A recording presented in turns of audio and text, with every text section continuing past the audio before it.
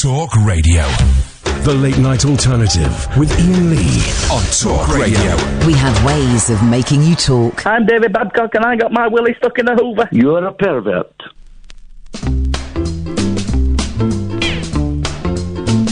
Off with his head. 1, 2, 3, look at Mr. Lee. 3, 4, 5, look at him jive. Mr. Lee, Mr. Lee, oh, Mr. Lee, Mr. Lee, Mr. Lee, oh, Mr. Lee, Mr. Lee, Mr. Lee, oh, Mr. Lee, Mr. Lee. I've met my sweetie, Mr. Lee, Mr. Lee, his name is Mr. Lee, Mr. Lee, Mr. Lee. I've met my sweetie, Mr. Lee, Mr. Lee, his name is Mr. Lee, Mr. Lee, Mr. Lee. Well, he's the handsomest sweetie that you ever did see. My heart is aching for you, Mr. Lee. My heart is aching for you, Mr. Lee. 'Cause I love you so and I never let you go. Oh, Mr. Lee, Mr. Lee. Oh, Mr. Lee, Mr. Lee, Mr. Lee. Oh, Mr. Lee, Mr. Lee, Mr. Lee. Oh, Mr. Lee, Mr. Lee. Here comes Mr. Lee. He's come for me. Here comes Mr. Lee. He's come for me. He's my lover boy. Let's jump for joy. Come on, Mr. Lee. And do your stuff. Come on, Mr. Lee. And do your stuff. 'Cause you're gonna be mine till all time. 1, 2, 3. Look at Mr. Lee. 3, 4, 5. Look at him jive.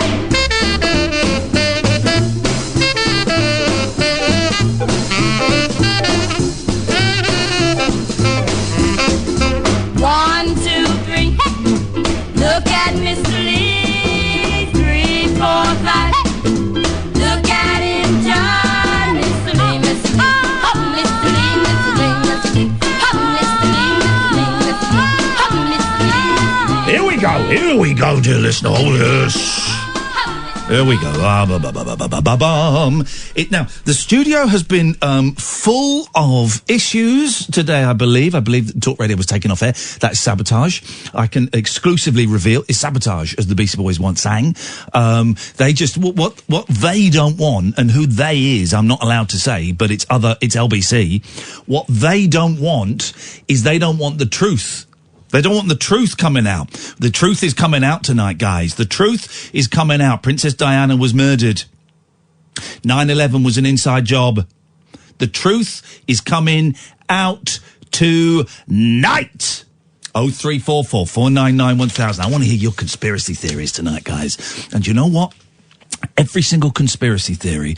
Other radio shows would poo-poo them, Catherine Boyle. My name's Iain Lee, by the way. You know the lady's name. I just said it. I'll say it again. It's worth noting. Catherine Boyle. That's me. Catherine with a K. Yeah.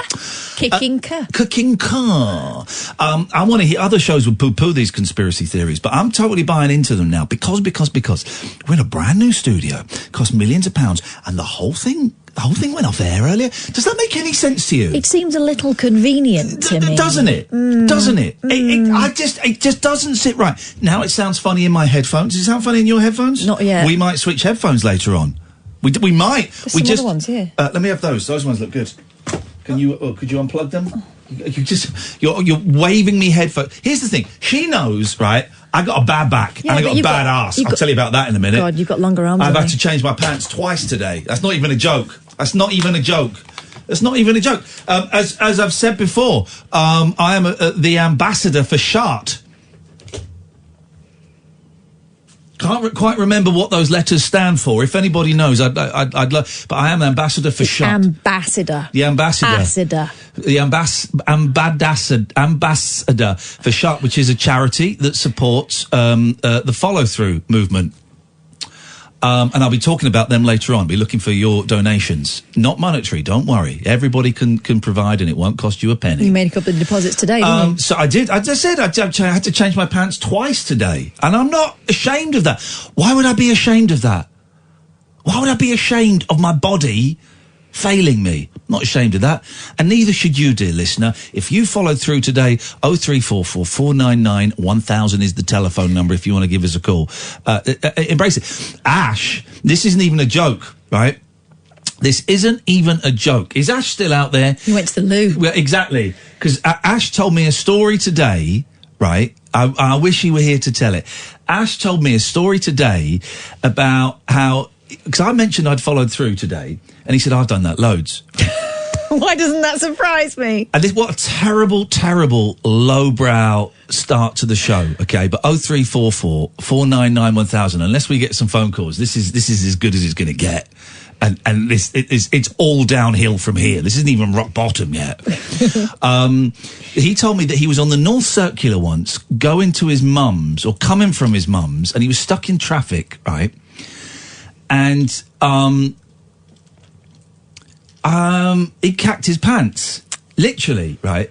And he said, I was looking out on the right, and there was a driver looking at me, and I thought, he doesn't know I've just done a poo in my pants. Oh, right? my God. This is terrible. What? Please, dear God, if Ms. Brooks or Sir Murdoch are listening, honestly, we're better than this. We are better than this normally, but this is a real life issue. And if the Sun or the Times actually doesn't pick this up and run with it as front page news, then shame on everybody involved. I wouldn't pick it up with that rubber gloves. So he told me he'd done that, right?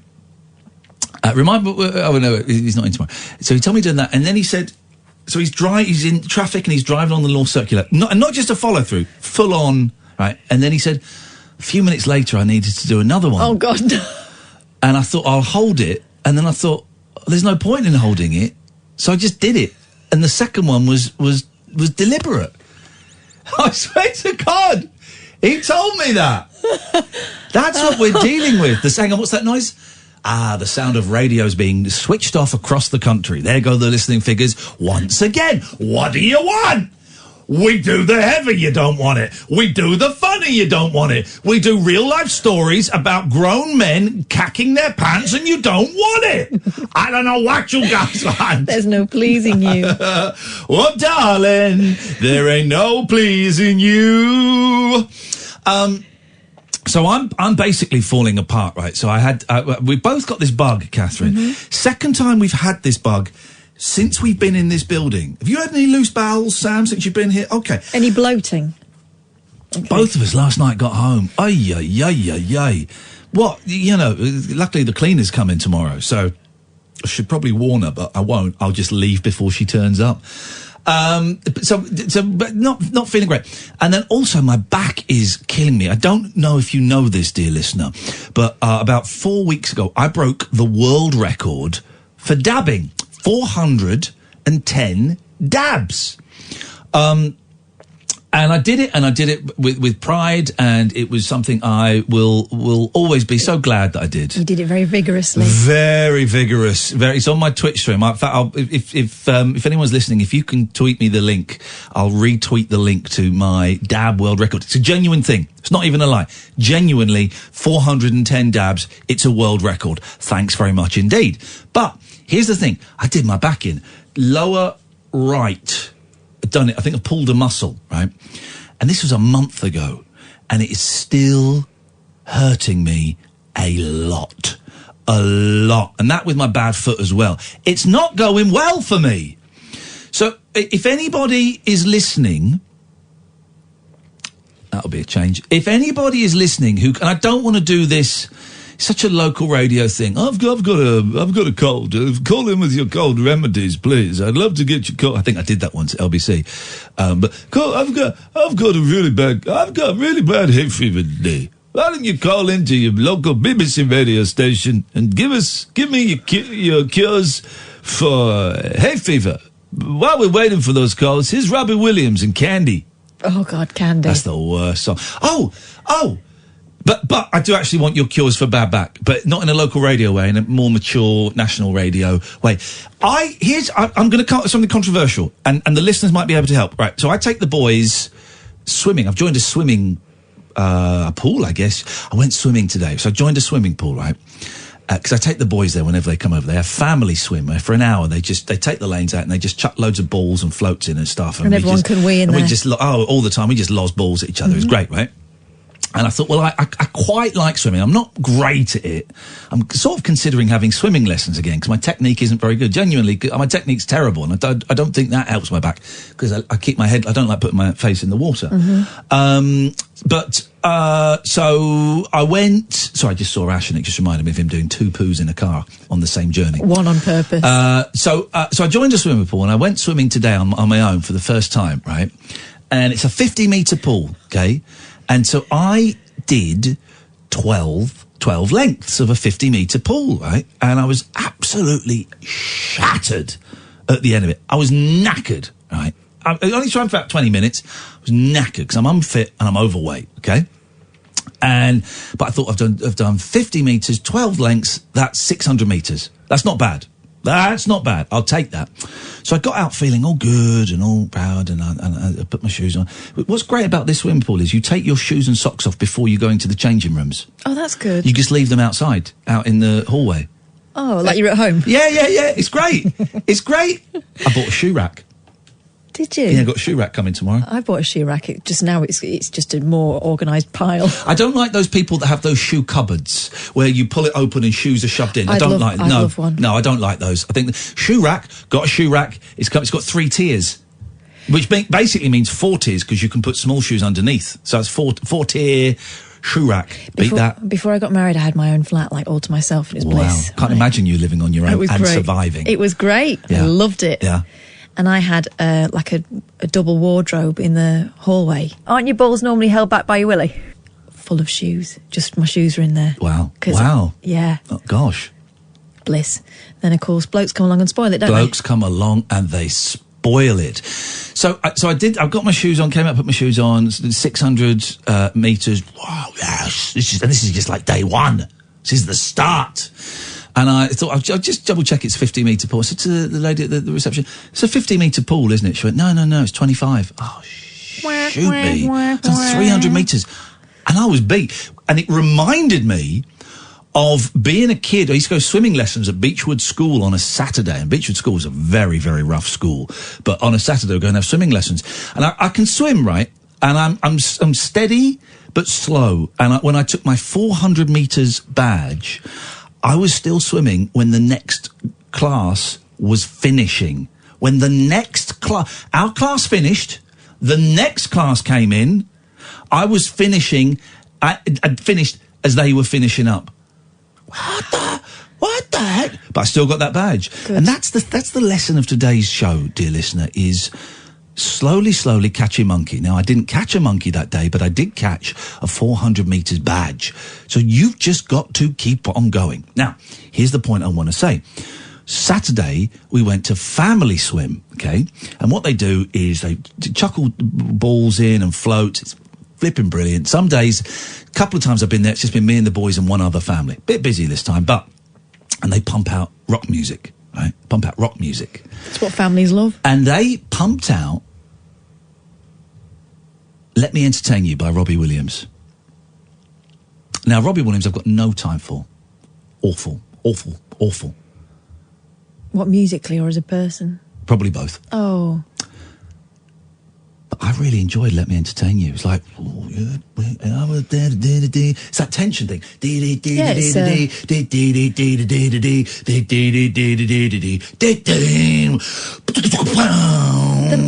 The man knows about, balls out entertainment. Well, apart from Rude Box. But... Oh, Rude Box? No. But... Oh, my word, what was he thinking? It made me think, is it time to reassess Robbie Williams' back catalogue? Okay. I was reminded of and I was thinking that in the pool, and then I was reminded of another song. I hope I'm old before I die. What a lyric! What a lyric! What he's done there is he's taken the Who. I hope I die before I get old. Switched it on. I said, no. Rock music, pop music now is I want to be old. I want to get old. What a concept! Yeah, grasping life. What concept! What? He's a survivor. So I would like to talk to Robbie Williams fans. Let you, in a feature we're calling "Let You Educate Me." Oh, it's not bad, is it? That's not bad. Let you 0344 499 1000. Let you educate me is one of the many things we're talking about. So far, listen. What's wrong with you guys? We've done 15 minutes. We fired out so many topics. No one's calling in. Ah, jeez. What's the point? What's the point? Hey, what's the point? I'm gonna probably not get too excited. Otherwise, I'm gonna follow through again. It's still very loose down there. So here's what we've got. Then we're gonna give you the phone number. Then you're gonna phone in your droves. So let you educate me. Is it time to reassess the back catalogue of certain Mr. R.W., Robbie Williams, 0344 499 1000. Swimming, your swimming stories, 0344 499 1000. If you've ever swum while you're high or drunk, I want to hear those stories, please. if you've ever finished long after everyone else. There we go, finishing after everyone else, story of my life, in certain aspects. No names, no pack drill. 0344 499 1000. Anything else? They felt like we threw out a lot of stuff. I feel like that's probably enough. They always ignore it and do their own sweet thing anyway. Oh, you can do your own sweet thing anyway, of course. This is the Late Night Alternative every weeknight from 10 on Talk Radio. No rules nocturnal nattering for nightbirds, nurses and Nosferatu. Ah, right, cool. The Late Night Alternative with Iain Lee on Talk Radio. 0344 499 1000 is the telephone number if you want to give us a call. Listen, Catherine, this is our job. It's talking about me soiling my pants. This is my job. I never... Addy, Carey and Dion, stay there. We'll come to you in a second. I never played the Dick and Dom game, Bogies. Bogies, oh gosh. I never played it because I didn't have kids then, right? And I always thought, it's a bit rubbish, that game. For those who don't know, Dick and Dom, they're brilliant. They are actually brilliant, right? And they did this game where they would get, they would encourage parents and their kids to film themselves shouting bogies out really loudly. Yeah, generally in places where you're supposed to be quiet. Yeah. And I always thought, that's a bit rubbish. But then this weekend with my boys, we made up the word bum cheese. Right? Oh, my God. And I started shouting it out loud out of the window of the car. Oh, God, now I get bogies. Now I get it. Yeah. We were in hysterics. The boys were telling me to shut up and winding the windows up, but then they kept going, do it again. And then we had to park up in London to wait for their mum to come and pick them up. We got there about 15 minutes early. And we said the doors open. And I'm shouting in the street, just off Regent Street. I'm going, bum cheese! Now, I'm clever in knowing that there's nobody there. I can see that there's nobody there or people are some distance away. Yeah. But the boys were terrified. Oh, it was fun. So Dick and Dom, we should get Dick and Dom on the show. Let me tweet them. They're big pals of yours, aren't they? They're big friends of mine, Dick and Dom. I'm going to tweet them during the next break. We'll get Dick and Dom on the show. Because I always thought those guys, this mouse doesn't work. Of course it doesn't. And Sam isn't there. Oh. Is it plugged in? I have no idea. I'm going to come to you in a minute. Addy and Carey and Dion. This mouse doesn't work, Sam. Don't know if it's plugged in. Could you put Addy on line 1 and Carey on line 2 for me, please? Thank you so much. Or maybe I can do it with the finger. It's touchscreen. Let me just try this. Hang on. Let me try Carey. No, touchscreen's not working, of course. Why would it? No, touchscreen's not. Did I do that or did you? You did that. Okay, fine. Right. Let's go to Addy. Good evening, Addy. Hello. Hello, Addy. It's chaos here today. Oh, dear. It's absolute chaos. But we're gonna cope. We're gonna get on with it. We're the get along gang, and we're gonna do this. What can I do for you, Addy? Well, I think I've worked out the reason why you're pooing your pants. Oh, yeah, fantastic. This is what we want. This is the first call of the night. It's exactly the vibe we want to create. Please tell me. It's the doll. The same thing happened to me. So right, I ordered a curry the night you ordered that doll. Yes. And she blimmin' cursed my curry. We've got cursed colons, haunted colons. I have to say I have to say this for legal reasons. If anybody had any form of follow through the night we ordered a haunted doll on the show, you cannot. Yes, we may have had an impact. I suppose you had more of an impact, but for legal reasons, you can't take us to court and sue us for that. But I can understand I don't want to sue you, but I'm fuming because yesterday you were going on about how bad your guts were. Yes.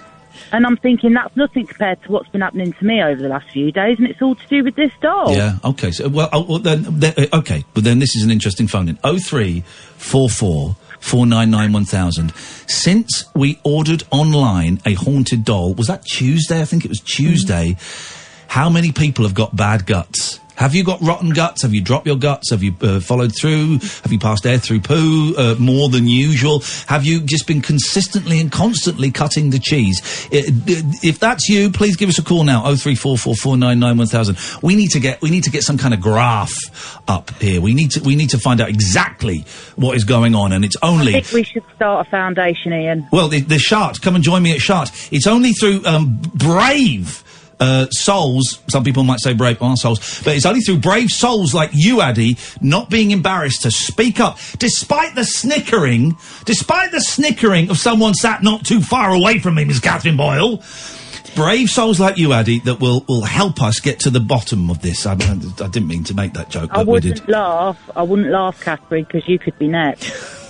That sounds like a threat, but it's one I'm perfectly happy to back Got up. light-coloured trousers on as well today.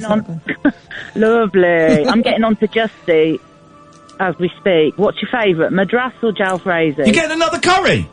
No, I'm sending it to you guys. No. Are you insane? No. Here's the thing. Never send food to us because it will always be thrown away immediately. Sam, you're going to have to cut the calls off and put the calls through because I was told a lie when I was told the studio was working perfectly. Is this plugged in, is it? Yeah, it's plugged into that computer. This little computer here. I don't know how it works. Yeah. I've got no idea. Let's go to Carey. Good evening, Carey. Hello, Catherine. Hello. Can I just say... Oh, hang on a minute. It's a world record. It's the first show we've ever done since being at Talk Radio, Catherine. What are we celebrating? For nearly 3.5 years we've been here. What are we celebrating? 2 female callers opening the show. Boom. Never happened before. Never happened before, Carey. So you are a woman, aren't you? Yes, I am. You can't always tell. It could have been a young boy or a high-pitched man. But it's 2 women who've opened the show. This is fantastic. Brilliant. Thank you, Carey. What can we do for you this evening? Well, firstly, it was nice to meet you both in Manchester a couple of weeks ago. Really enjoyed it. Very nice to meet you too, Carey. Everyone was a delight. Everyone was charming, delightful. I like Manchester a lot. It's a shame that venue's closing. And if anyone's coming to Glasgow on Saturday, we're sticking around afterwards. Handshakes, although you probably won't want to shake our hands. Well, I'll make sure he washes his. We'll get some gel. We'll get some of that gel. But no, it was nice to meet you too, Carey. Thank you for coming. Thank you. The first podcast from Manchester is up now. You put the better version. Yes. And if you download it again because there's a better. The mix was slightly off. So the first Manchester show is up as a podcast. Go to Acast, iTunes, type in Rabbit Hole, Iain Lee, something like that, and you'll find it. Except it wasn't even the show proper. It was the preamble to the show, which was about half an hour. Yeah, exactly. Anyway, Carey, what can we do for you this evening?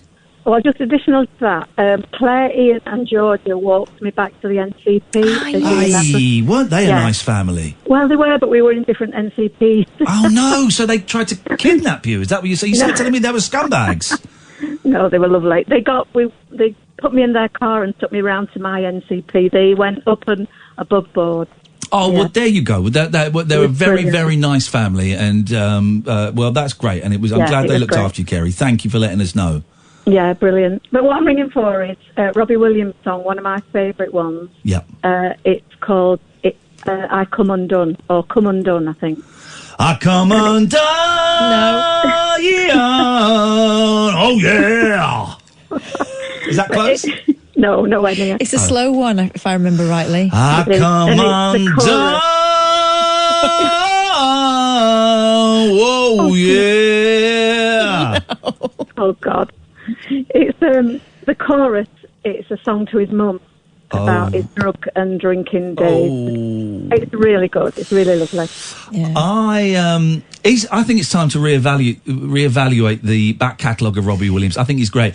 Doing it for the kids. That's a great song. It was a great song. That was a great song. I always quite liked Robbie Williams, and then I went off him a bit because Angels got played and played and played and played, and I was working in a commercial radio, and Me too. God, That Christmas. I mean, you knew your shift was over if you'd heard it 5 times. Yeah.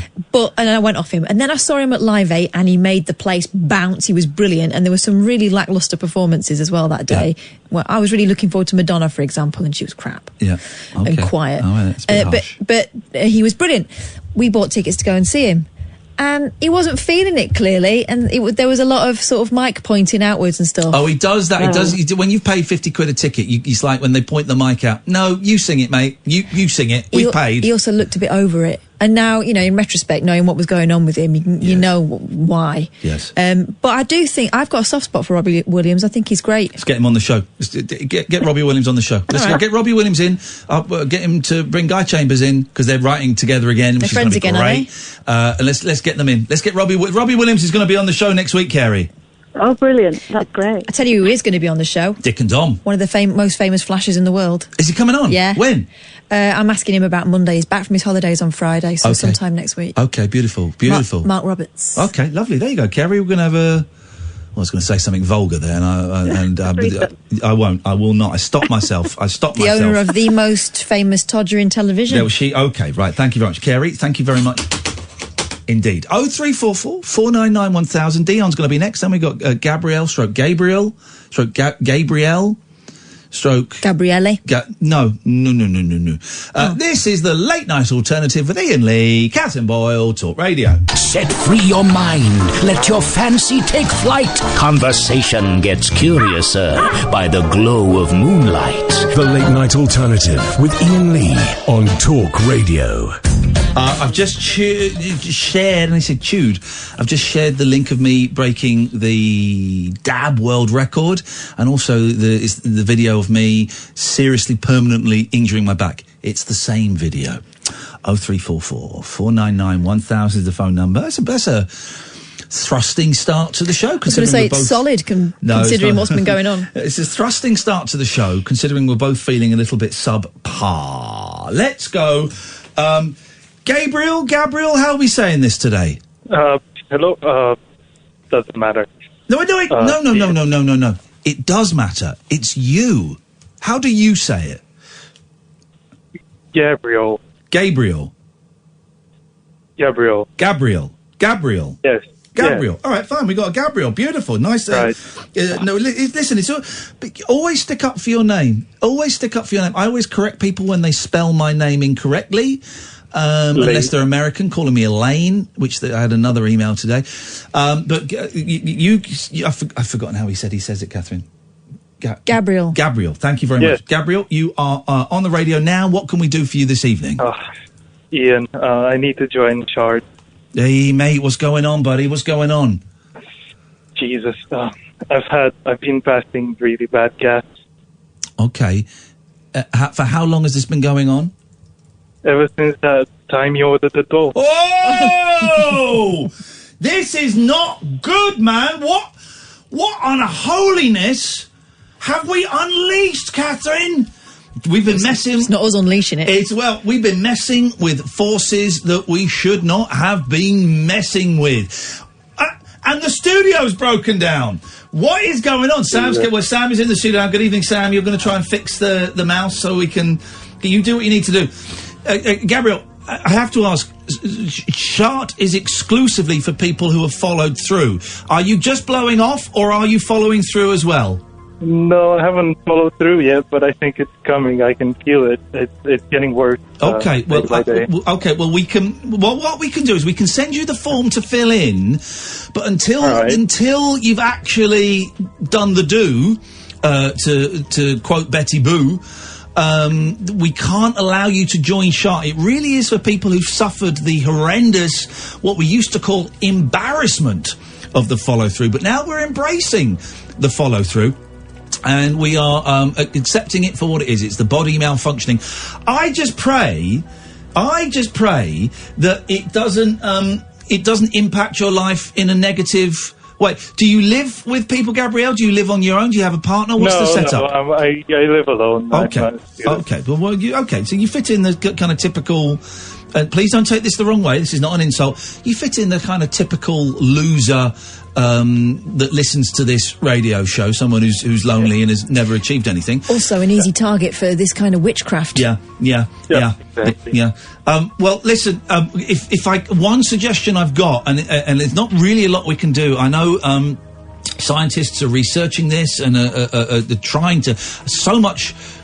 By the way, if you're going down the high street, right, and you're going in the charity shops, do have a look in the new Shart charity shops that are opening up.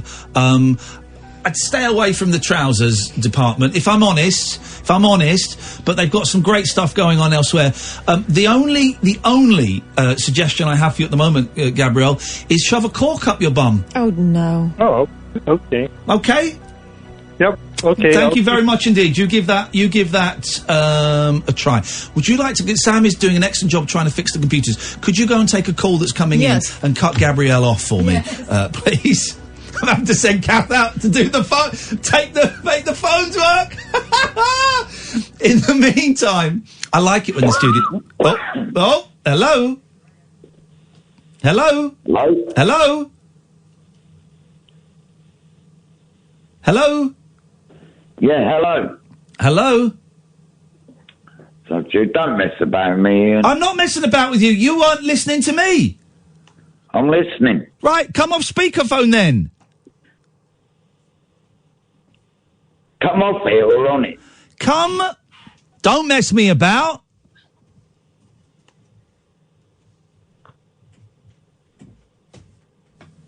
Come off, come on, don't mess me about. I'm here. What do you want? You called me, I don't want it. What do you want? All right. I'll have a chat. I had a chat for a long time. All right, what, ever? No, not really. Hey, come on then, let's have a chat, Dion. Pull up let me get some... I'm going to go onto YouTube. This is my favourite way of getting music to play in the background. I'm going to type in chat music, right? And we're just going to see what comes up. Okay, this is the first thing that comes up on chat music. Here we go.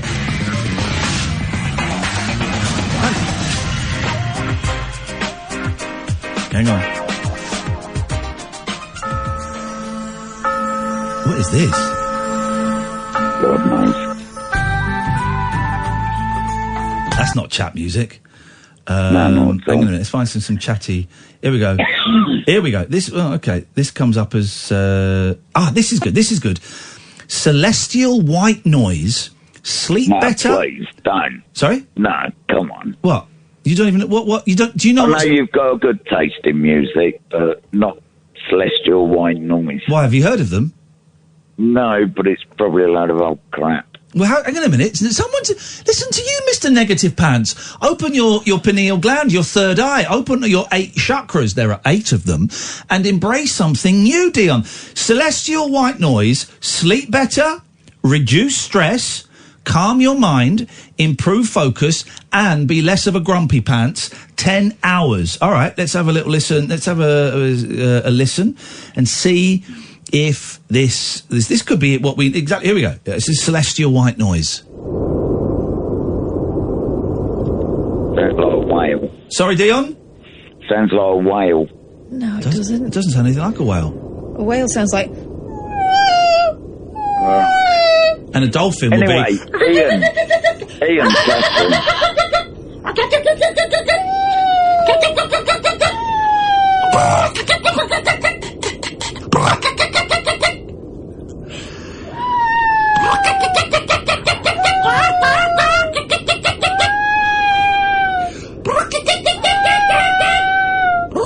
Please.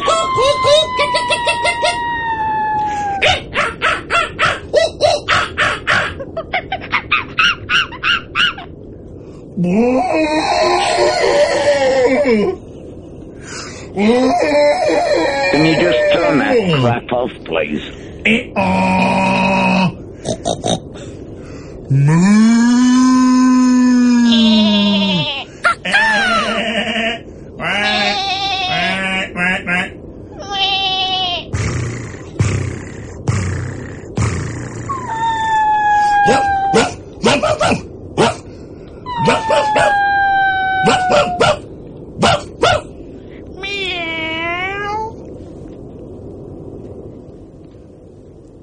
And that's what the arc sounded like. Now go to sleep, children. Yes, Dion. Sorry, I enjoyed that rather. Yes, mate, apart from all that crap. Wait, stop saying crap. What is your problem, Mr. Grumpy Pants? I'm not Mr. Grumpy. Yes, you are. I just got rid of a couple of grumpy people earlier today. Well, the grumpiness has rubbed off on you. A tub. No, it's not. I'm in a really happy No, mood. you're not. Literally, the second thing you said on this phone call was aggressive and grumpy. No, I'm not. I'm not like that. But you are. That's exactly what you're like right now. Now, we know you're not normally like that. Normally, you're a cuddly... Why? Because...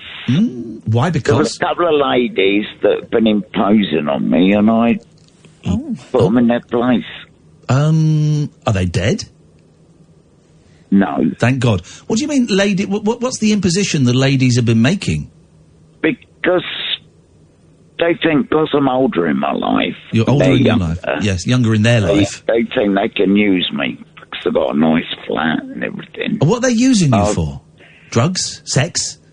Wine? Video games? One of them's the a World at War lesbian. VHS collection? One of them's what? One of them's a lesbian. The other one's just a junkie. And I told them that day, and that's it. It sounds like a Paul Simon song, doesn't it? So what are they coming round to your place? Well, I don't understand what the imposition is. Because they think I'm a nice person. And I'm not. Well, they're wrong there. But, yeah, I know that. So, but I just mugged them off, and that was it. But I don't know what they did, though. They think they can stay tonight and just do what they want. And what do they want to do? Drugs and lesbian sex? Yes. Wow. But only one of them's a lesbian. One of them's bi. And she had a friend ran who looks like a man. You know, the female one that's... Okay. She's the man of the situation. Okay, right. I've got a spare room if they want to come round and do drugs and lesbian sex in my house. Oh, right, yeah. Well, I don't know your address. I know you live in Oxfordshire, but... Well, I don't, but that's... honest, mate, you do not want them round there. Okay, but you mugged them off? Yeah, definitely. Beautiful, good. I don't need it, you know. You don't need it. No one needs it. No one actually needs that. No, I'm getting at the age now where I'm not a mug, as you know. Well? But it seems people think because I'm at the age I'm at. Yes. Hello? He's gone. He's just gone. I think he might have mugged us off. Did he mug us off? I think he mugged us off, mate. I haven't been mugged off for ages. I think you just have. How'd you feel? I feel like a right mug. I feel like a proper Charlie. I feel like a bit of a Wally. Yeah. That was unpleasant. Let's have a bit more of this ambient noise. No, that sounds like a whale. Experience the unconventional. Hello? The unpredictable. Don't you think that's a bit weird? And the completely unorthodox. It was my birthday. With rule-free Iain Lee. I was just trying to generate a bit of content. The Late Night Alternative with Iain Lee. Hate alarm clock, hate going to work. On Talk Radio. Okay, 0344 499 1000 is the telephone number. Very strange vibe tonight. We are asking, have you had loose bowels since we bought a haunted doll on the show on Tuesday? We think we may have unleashed something unholy. I know I certainly did earlier on in my house and in my car and 5 times in the office. And for that, I apologise to all of my colleagues. I have to say, we did order a haunted doll. I then cancelled the order the very next day because my car was damaged at the cost of £420. Catherine's car broke down. It did have technical issues. The headlamp went. Yeah, it had technical issues that were not there before. Had it ever had a headlamp go before? No. Thank you very much indeed. And now we're hearing about people like Gabrielle and that drunk lady who have all got very runny bums. Yeah, runny bums indeed. 0344 499 1000. Also, let you educate me is it's actually quite good. It's quite good. Let you educate me. Is it time we reevaluated the Robbie Williams back catalogue? Give us sound like what? You're right. Jesus. Let's go to Chris. Good evening, Chris. How you doing, guys? I'm doing very well, Chris. What can we do for you? I was just calling up. I had two subjects to talk about, but obviously you've given me a third. Okay. Firstly, I always have loose bowels. I have IBS. Oh, dear. All right, show off. All right. Don't show off about these people that just show off about their loose bowels. And this is the thing now. Chris thinks I'm jumping on his loose bowel bandwagon. I wouldn't do that. Well, they'd be slippery. I'm certainly not, Chris. I'm not doing it to be. I know it's trendy at the moment for celebrities to talk about the loose bowels. I know that there are some people you could say, well, how can you have loose bowels? You're living the dream. You've got money in the bank. Loose bowels can affect anybody. Doesn't matter how rich you are. Doesn't matter how poor you are, unless of course you're like really poor and living in like a slum in India or something, and you're probably going to have it quite often. But I am not doing this. Shut up! I am not doing this. Shut your face! I am not, and your bum. I am not doing this in any way to jump on any loose bowel movement. I wouldn't jump. Okay, Chris. All right, fine. Well, now what do you want? Anyway, I was going to ask you, you ever been asked to be on Taskmaster? Because I swear to God, Ian or Kath, either of you, I'd love to absolutely see either one of you on Taskmaster. Hey. I'm a huge fan of the show. It's probably one of my, it's probably my favourite show ever. I absolutely adore it. I mean, this season's a little bit weak, and if Paul Cinnamon can get, a part on it, then, you guys are well in the running. Okay. I'd love to see either one of you in it. It would be absolutely fantastic. So just remind me, what is Taskmaster? Taskmaster is it's a show on Dave. It's hosted by Alex Horn. It's created by Alex Horn. I like Alex Horn. He is absolutely brilliant. He is. He's fantastic. What a genius of a man. Yeah. He's good. I like his the Horn section. Alex Horn and the Horn section on Countdown are fantastic. 8 out of 10 fantastic. Yeah. And what do they do in Taskmaster? Basically, it's just you have Greg Davis, the guy. Just for the listeners listening, he's the guy who was played the principal in Inbetweeners. Yes. He plays the Taskmaster in the show, and he just asks people to do absolutely ridiculous tasks. Okay, right. Just. Hang on a minute. I'm asking Sam. I've given Sam a telephone number while you're talking. We're going to phone up Taskmaster. Catherine, we're going to get on Taskmaster. What? I've got the number for Taskmaster. Have you? Yes, I have. I actually have. And hang on a minute. Is that not working, Sam? I can give you another number. Here we go. Is not available. Please leave your message after the tone. After you finish your message, just hang up. Or to hear more options, please press 1. Hello, I think that's Taskmaster. This is Iain Lee and Catherine Boyle. That's me. We're on Talk Radio. And this is Chris. Hi, Chris. Hey, people. Chris thinks we'd be good on Taskmaster. Mm-hmm. I was in the jungle. I was an army celebrity to get me out of it. I stole strawberries. Catherine, I wasn't. You did a piece for BBC Look East about a donkey? Yeah, Sadie the donkey that was trapped in a field, yeah. So we are on air Monday to Friday, 10 till 1. The phone number's 0344 499 1000. And next week's really busy, actually, because I've got to go to the doctors. The week after is all right, but actually in 2 weeks' time would be really, really good. And Chris, can you tell Taskmaster why you think we'd be good for it? Oh, they'll be fantastic. They're so irreverent and a bit different. I think their outward look towards the task would be just fantastic piece of TV to see for everyone. Ian, brilliant. Kath, they should come on as a team. Okay, fine. Well, hang on. Do we have to, Taskmaster are up for that as long as we still get the same fee. I don't want to split my fee.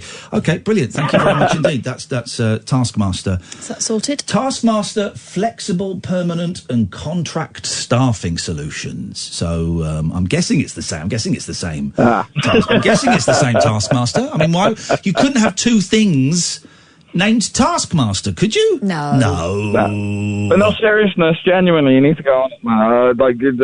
It's just such a cool show. TV doesn't work like that! TV doesn't work! Someone phoned up the other day and said you should bring back the 11 o'clock show. It doesn't work like that! They have to come and... sure, my agent can phone them up, but they will ignore him. They come to you. Is Iain Lee free? And they haven't, because I can't shout because something's coming out. Don't. And that's the slogan of Shout. Don't shout, something will come out. And don't startle him either, because he's a bit loose. Oh, he's... Yeah. IBS. He's used to it. He's, you know. All right. Okay, Chris. Well, that's something. Anything else?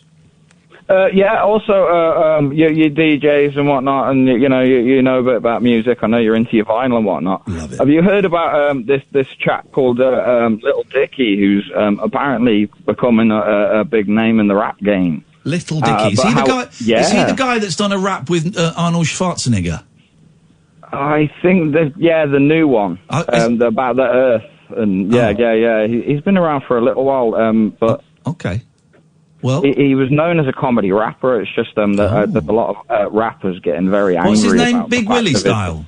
No, Little Dicky. Little Dicky, come on, man. I mean, if you're gonna, I'm not. Honestly, no, but mate. if you're being handed out rap names, right, or you're choosing your own rap name, what are you going to call yourself? Little Dicky. I mean, he chose it because he has a small penis, and that's not a joke. Chris, he's getting everyone thinking about his penis. It's a very clever marketing ploy. Very clever. Chris, thank you very much. We're going to check out Little Dicky as soon as I get home.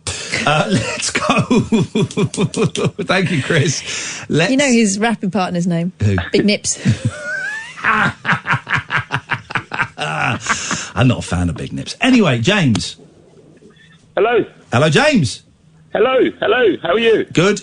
How are you? Look, I'm a close friend of Robbie Williams, and he's had very loose bowels since you bought that bloody doll. Oh, flipping heck, that wasn't us. That was not telling him it was not. Well, the thing is, this is why I like Robbie. He's into all that. He's into... What, loose bowels? No. He's into the occult. Oh, right. He loves the occult. Mm-hmm. He loves UFOs. He goes UFO watching in the desert. That's not even a joke. Yeah. That's absolutely true. I'm tweeting Robbie at the moment, so I reckon he'll come on probably this week. Give him a Tomorrow. tweet. Look, Ian, you make me laugh out loud. That's all I'm going to say. You really do. You're a good man. Thank you. Oh. And he hung up. What are you going to do with that?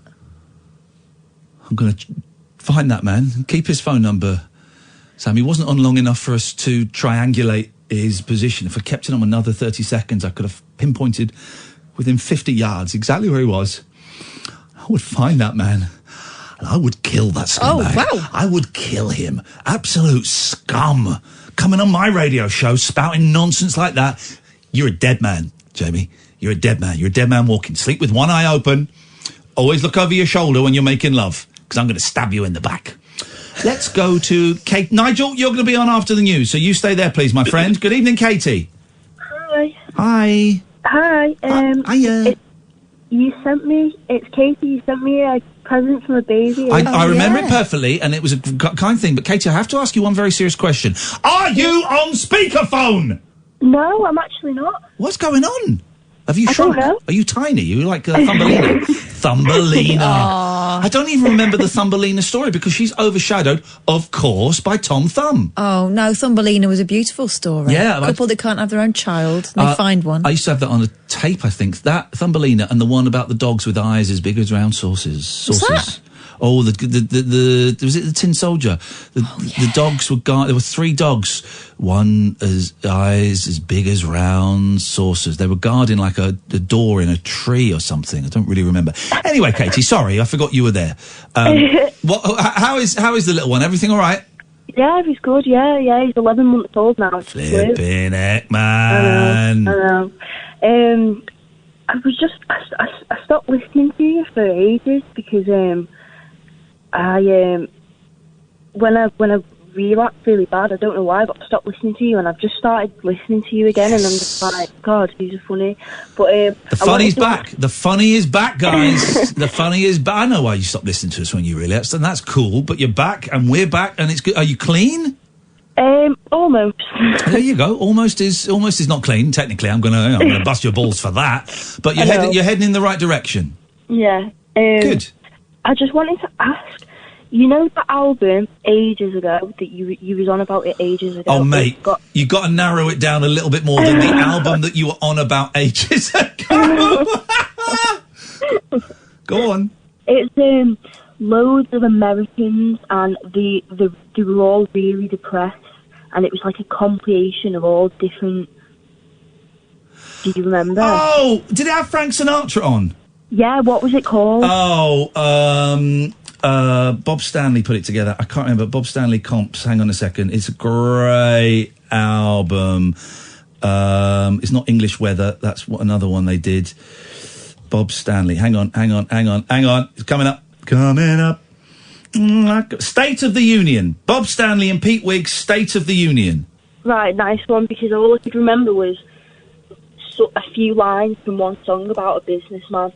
And that was it. And I will try... Oh, I think that might have been Ray Stevens, actually, it was Ray Stevens who we're trying to get on the show. Everything is linking up. It's like it's the final episode of a long-running television box set. I will play it. I'm pretty sure that's Ray Stevens. I will play that after the news, 'cause that's a good song. Okay, one last thing. Have you seen Black Mirror, and do you like it? Yes, I have. And no, I don't. Thanks very much for your call. 0344 499 1000. When we get back, Nigel's going to be on the air. This is the Late Night Alternative on Talk Radio. Talk Radio. Across the UK, online and on DAB. Take a far-out trip into the twilight zone of late-night radio with Ian Unmissable late-night radio with the original king of unconventional conversation. Make contact with Ian Lee. The Late Night Alternative with Iain Lee on Talk Radio. Itemize the things you covet as you squander through your life. Bigger cars, bigger houses, term insurance for your wife. Tuesday evenings with your harlot, and on Wednesdays it's your charlatan analyst. He's high up on your list.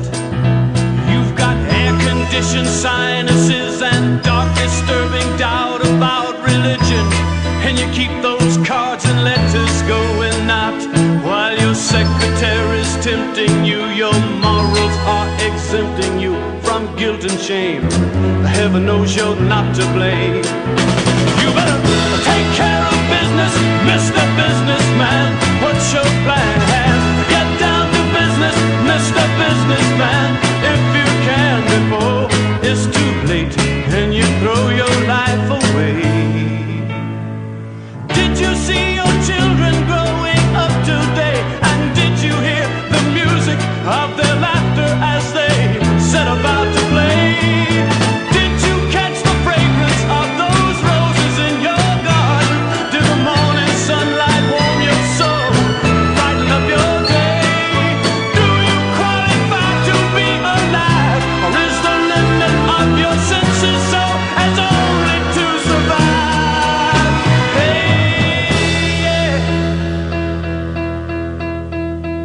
Spending counterfeit incentive, wasting precious time and health, placing value on the worthless, disregarding priceless wealth. You can wheel and deal the best of them and steal it from the rest of them. You know the score. Their ethics are a bore. 86 proof anesthetic crutches prop you to the top, where the smiles are all synthetic and the ulcers never stop. When they take that final inventory, yours will be the same sad story everywhere. No one will really care. No one more lonely than this rich imported man. Let's have your autograph, endorse your epitaph. You better take care of business, Mr. Businessman. What's your plan? Get down to business, Mr. Businessman, if you can.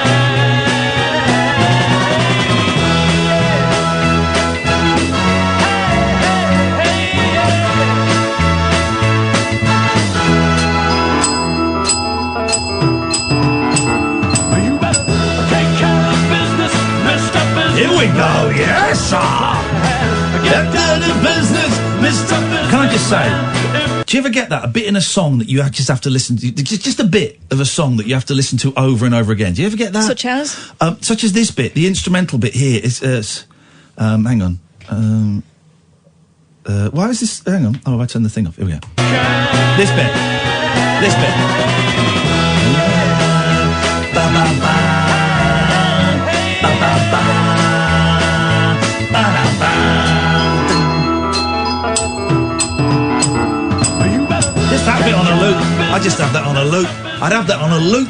Good evening, dear listener. It's the late night alternative. If you're wondering why we're sounding so jolly, it's because the fun is back. We got too heavy, we got too deep, we got too introspective. And now we are outro-spective, and we're just dicking around like we used to. You can still call in with the heavy stuff. Don't think, you don't feel that you can't call in. And if you're in a lousy place, we're not abandoning you. Au contraire, you're still very, very welcome to call in. But the rest of it is going to be funny. Kath, why are you playing with your hair? That's disrespectful to me. Why not? Sorry? My hair, my business. Did you just smoke a J when you went outside? What? Your demeanour looks distinctly more relaxed and laissez-faire. I got myself a cup of tea, innit? What's in that tea? Actually, this is a strawberry tea. Oh, here we go. Offer mash on strawberry tea. I am flipping it. I'm getting loosey-goosey. I've given up. I am giving up, and I'm very close to giving up caffeine. Today I had 1 cup of coffee and 1 cup of half coffee, half decaf, and no headache. No headache. So tomorrow I'm hoping I can survive on 1 cup of coffee. 1 cup of coffee. It's time to change my life, guys.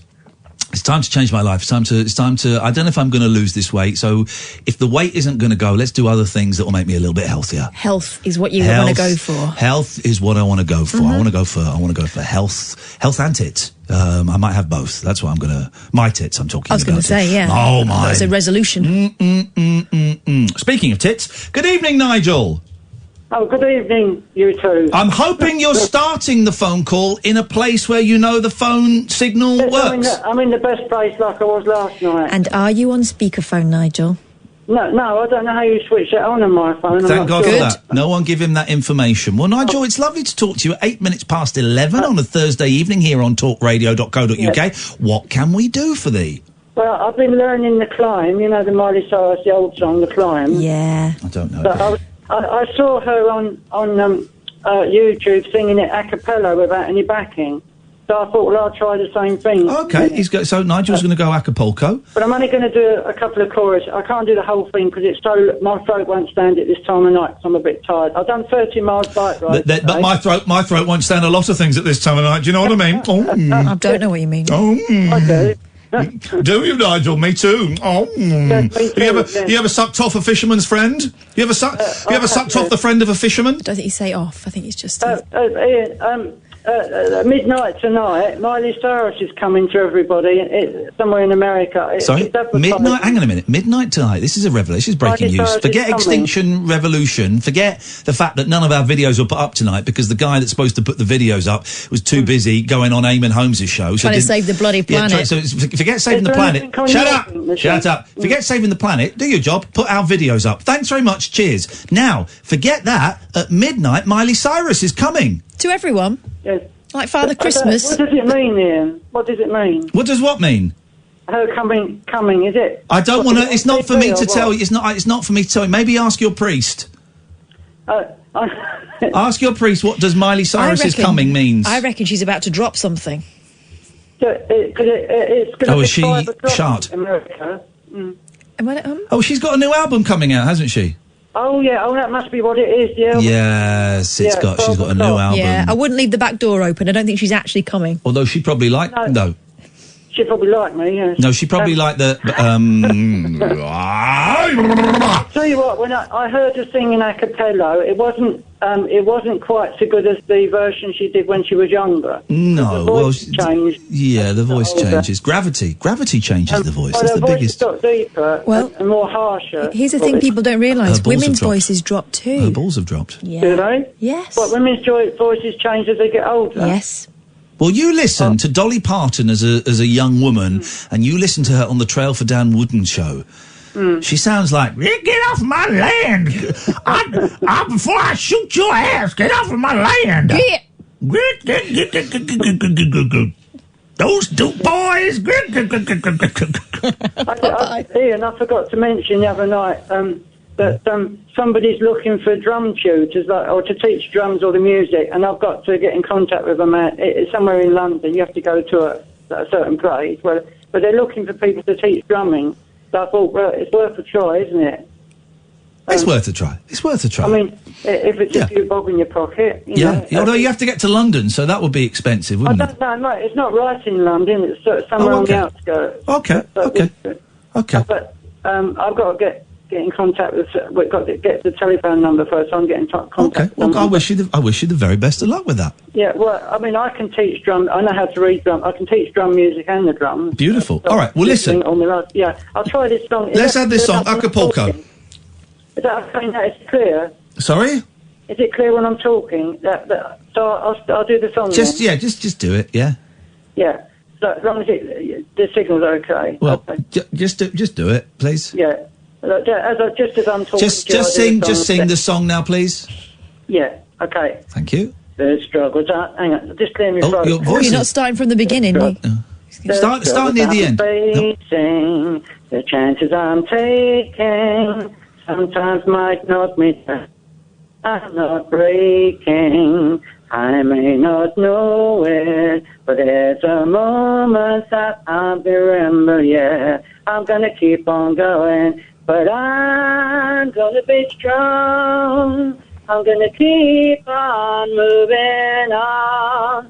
There's always gonna be another mountain. I'm always gonna make it move. Always gonna make an uphill battle. Sometimes you gotta have to lose. Ain't what it's about to ain't what it's waiting what was that? for the other side. What was that? It's the climb. The struggles I'm facing. Yes. Round again. Hang on. I'm going to the next bit. I went from the bottom to the top. I can almost see it. There's a dream I'm dreaming. There's a voice inside my head saying you'll never reach it. There's a step I'm taking. Every move it makes me feel like lost in no direction. My faith is shaking, but I'm gonna keep trying. Gonna keep my head up high. Whoa, yeah. Can you sing a bit more? I'm just texting my friend, see if I can get some comps for his show. I don't think I make it all. Okay. What are you doing? I'm texting my friend to see if I can get some comps for his show on September the 7th in Maidenhead. Nothing to do with Miley Cyrus. Absolutely nothing to do with Miley Cyrus. I'm not a dirty old man. All right, Nigel, thank you for your call. Thank you very much. Tutty bye. 03444991000 is the telephone number. My favourite bits of Nigel's songs. Yes. Yeah. Oh, yeah. Do it to me, baby, one more time. Oh, yeah. 034, and that's it. End of the show. Show's finished. We're done. Good night. God bless. Good night, everybody. We finished. There'll be no more show. It's over. That is it. Night, everybody. Night. Oh, no, we've got loads more to do. No more phone calls at the moment, so now would be an excellent time to pick up the telephone and give us a call. 0344 499 1000 is the telephone number. We've discussed following through that bloody spooky doll, Dick and Dom, yes? And I've got a story about the opposite of following through. Which we're going to hear after these messages. Stimulating nightly emissions guaranteed to open your eyes and your mind. Oh, my word. The Late Night Alternative with Iain Lee on Talk Radio. 0344 499 1000, a little bit slower. 0344 499 1000. Whenever I'm giving out my bank details on the phone, right, I'm never quite sure the speed to do it. So these aren't my numbers. So I'll do it in, so I'll go 4026. Now I wait for them to go, yeah. Yes. 5621. Yes. And at that point, I think, right, I've got the pace. So then I go, the last 8, I go 4927. 36. What? Yes. Oh, sorry. Could you go back? 3. No, before that. 4's. I just don't. I just can't. That's because of people. That. People, hold on. What have you got for us, Catherine? Constipated woman lost 10 years of memory after straining too hard on the toilet. Oh, I say. Gosh. 10 years. A woman suffered memory loss after a bout of constipation. She reportedly suffered from an episode of transient global amnesia while pushing for a poo, so says the Daily Star. Well, people have died. People have had strokes. And this isn't even, I'm not even joking. I wouldn't joke about stroke, apart from the joke I made the other day about someone having a stroke and the other woman not being able to reach. I was talking about someone stroking a penis. So that's the only time I would ever do a joke about. I wouldn't otherwise, okay? And so this is serious. This is, well, let me get some serious music. This is some public health. Serious music. Warning. Here we go. That's epic. Let's try this. This might... Sorry, guys. If I'd known we were going to do a serious story, I would have got the serious music up first. Here we go. Serious music. All of us. Hang on a minute. I'm doing the serious bit. You're doing the funny story. I was going to tell you the story about the memory loss poo. Yeah, but I want to tell you about... hang on a minute. Hang on a minute. Just be warned that each year... over 500 people in this country suffer a stroke on the toilet. Well, while you're in there, you might as well. Because they're straining too hard. Mm-hmm. This isn't even a joke. Didn't Elvis do that? No. Not a stroke, a hearty. He had a heart attack. But wasn't that because of compacted... I don't know. We've not got the toxicology reports yet back from at the King's fecal matter, and I don't really think it's appropriate to discuss this. Right. What I was trying to say is, some people strain so hard. Why are you even making fun of this? You're laughing at strokes now. You're laughing at strokes now. No, I wasn't. You're laughing at strokes now. Just some people Listeners, she's laughing at strokes now. Painting picture with sound, that's what we're supposed to do. No, the theatre of the mind is closed. This is a public announcement. All right, you carry on. You're laughing at strokes. I'm not. I'm going... Yeah, you are. Yeah, exactly. Cut it out. I can hear you sniggering. I can hear you laughing. Jesus. That's too dramatic. I have to go back to the beginning of the music. It's too dramatic. Here we go. Oh, hang on, here we go. Hi, my name's Iain Lee. I'm an ambassador for Shart. We support people who suffer with follow-through and wet farts. However, I also support and respect those who have the opposite problem. The Italians call it constipazione. In Britain, we simply call it not being able to have a shit. I'm here to give one very important piece of advice. If you're struggling to get a poo through your bumhole, don't strain too much. Each year in this country, over 500 people push so hard that the nebulous vein in their brain explodes, causing a stroke. Don't die from ignorance. Stole that from the AIDS thing from the 80s, but I think it kind of works. It's a bit too much then, isn't it? Don't die. Well, okay, don't die from ignorance. Just don't push too hard. Yeah, don't. Drink more water and some fruit. Tell us this story. I'm always happy to pass on my knowledge and my wisdom. You're good like that. You okay? Just virtue signalling. I don't know what that noise was. That's what a virtue signal sounds like.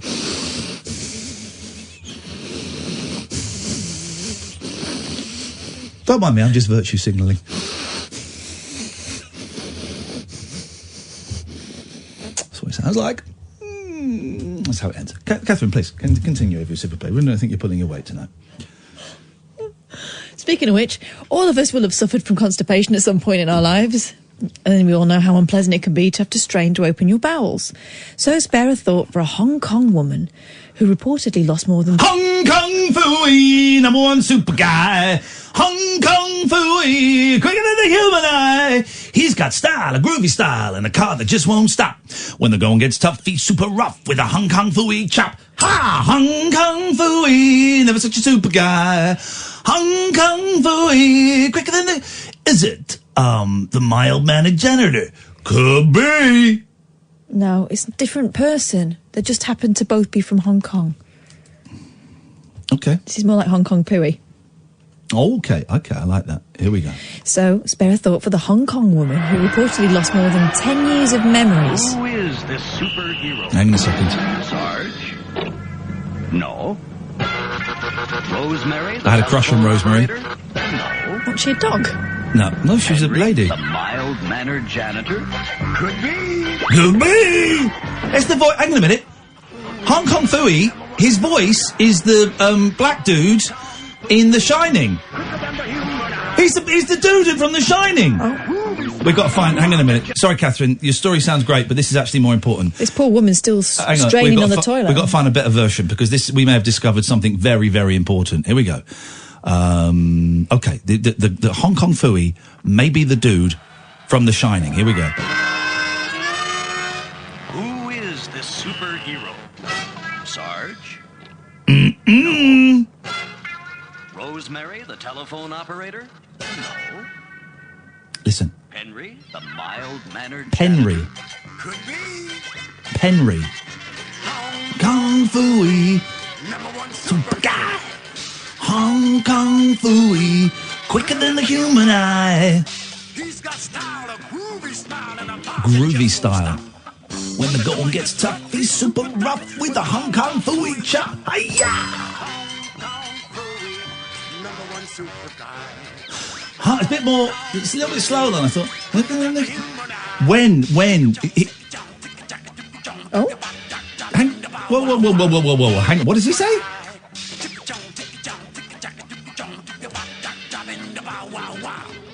I think Hong Kong Phooey's cancelled. I think it might be. When... Panrific. When are they going to make an... this is the thing now. I want a live-action version of Hong Kong Phooey. Who would play HKP? Hong Kong Phooey. Live-action version of Hong Kong Phooey. I want it. I want it. Who can I see in that role? Obviously, it has to be a dog. Oh. He's a dog. Yeah, but I mean, could you not get someone to voice him who wasn't a dog? That's what they do now. I like your thinking. You're thinking outside the box. So you could have an actual dog. Ryan Reynolds. No, I want to bring back Jean-Claude Van Damme for that kind of role. No. He's not. No, Hong Kong Phooey's not foreign. I'm sorry. Look.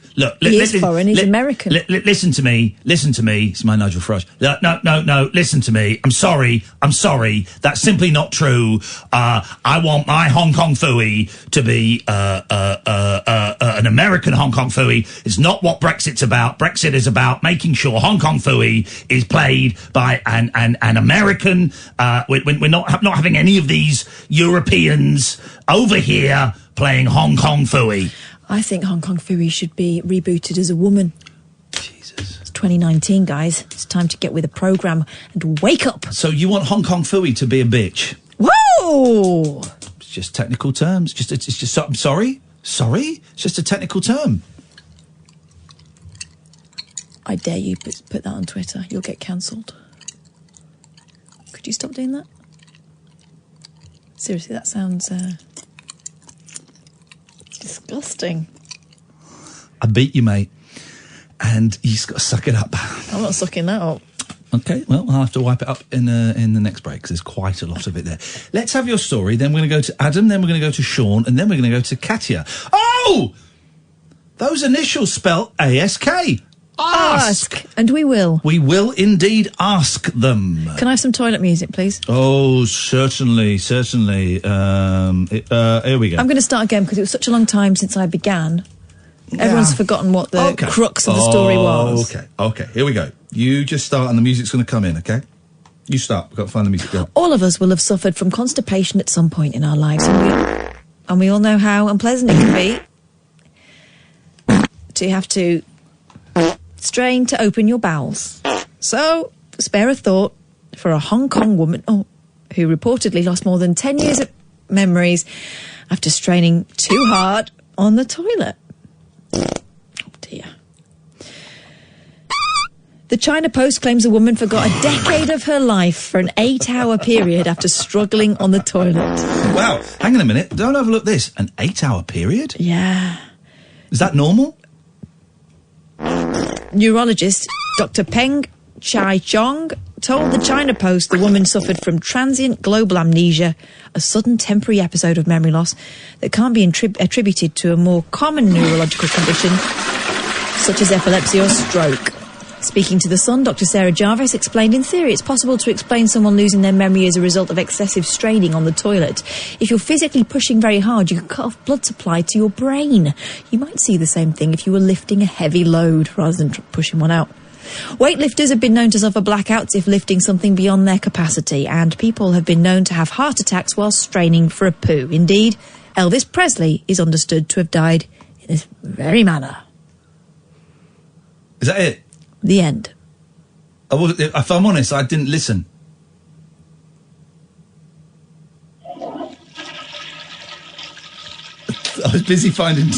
I've got here 10 hours of flushing toilets.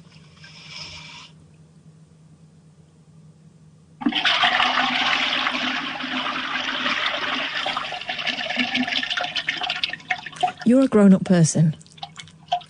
Am I? Am I really? I don't think so.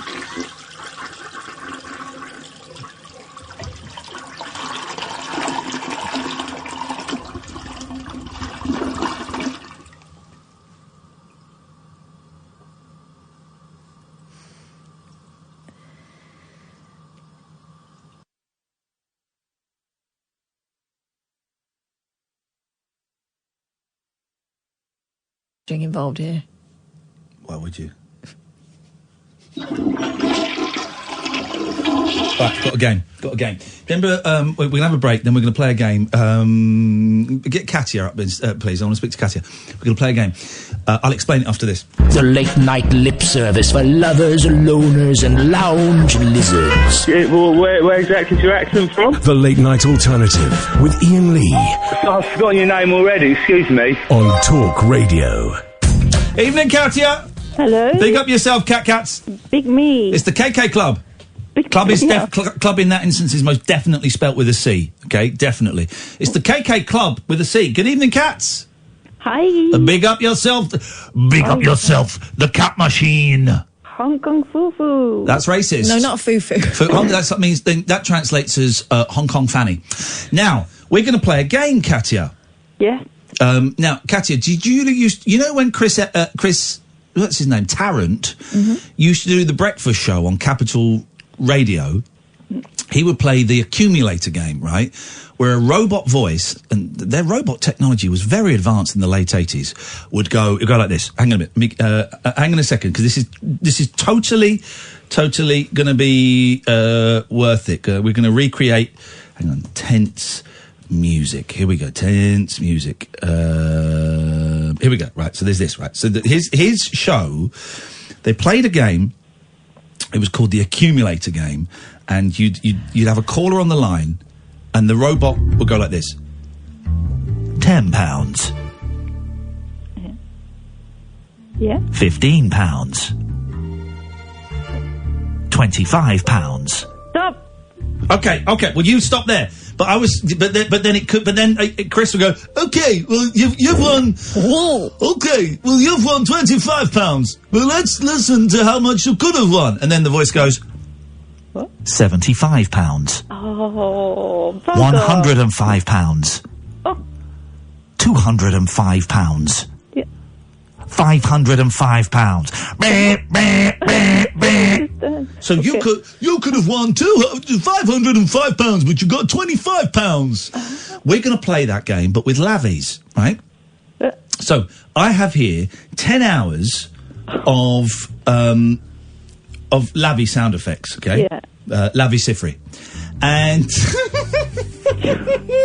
surprised myself with that one. Sometimes my brain doesn't let me know what it's thinking, and then it just it says stuff, and I hear it for the first time after I've said it. It's like, what? Whoa, that's funny guy in there. So we're going to play Lavisifri, okay? And what we have to do, Catherine and I will be playing as well. We have to say flush, and the person closest to the flush wins. Okay? Oh. Hello? Yes, I don't have a flush here. Just have one. I'm gonna... Kath, do you want to try it? Well... Get on my nerves, it's stupid. We're going to play the noises. It's like Brexit to get rid of idiots. We're going to play the noises of someone flushing. So that's what we need to get closest to, the noise of it, not an actual flush. Okay. Okay? Okay. Okay. Here we go. So this is a practice round, okay? Yeah. So this is a flush ending, right? Oh, what happened there? What was that? Hang on, that doesn't count because it went a bit techno. Okay. There we go. So after this flush, we're in.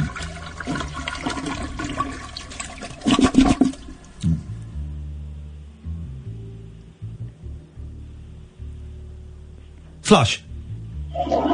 Oh! 1-0. All right. But that was a practice, okay? That was a practice. So, are you in, Katia? Well, Yeah? yes. Yeah? Yes. Okay, here we go. Okay. Game has started. Oh, no one. Game has started. £5. Flush. Flush. 1 to me. Katia, you're right there. You know what you're doing? £10? No. No. Forget the money thing. Flush. No, I've paused it. Oh. Forget the money thing. We're calling out when we think the flush is going to go off. It's called lavi sifri. Okay. Okay? Ready? It's 1-0 to me. Here we go. It's the end of the last flush.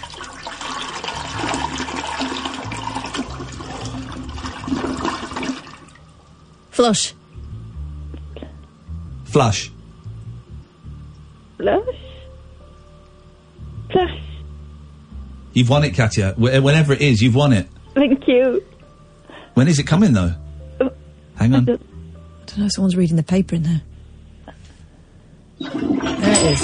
So it's 1 to me, 1 to Katia, 0 to Kath. This is a great game. This is so tense. The gold flush. It's the end of that last flush. Oh. Hang on, it's still that last flush. Wow. It's very noisy. Sounds like a vortex.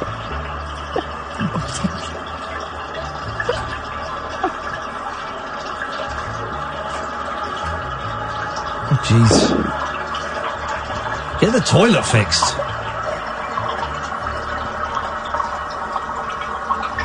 Those ones are terrible when you need to do a double flush, but you've got to wait for it to fill up again. God, And then isn't if you it have to do a for ages? triple flush. Oh, God, imagine. Be with you in a second, Katia. Stay there, Sean, Nigel, Adam, we're coming to you.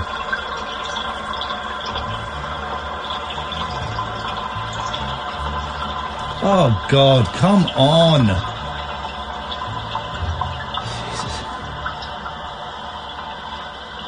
Are you all right in there? Yes, I'm fine.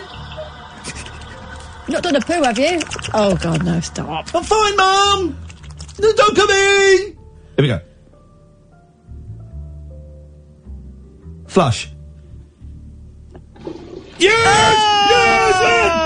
Yes, man! Got it! This is the best game ever. Right, here we go. Next one. Still the end of that flush. This is the best game ever. Wish I was still on TV. Goes on a long time. Thing is, you know, everybody at home is playing this game. Impossible not to join in with the gold flush, aka Lavi Sifri.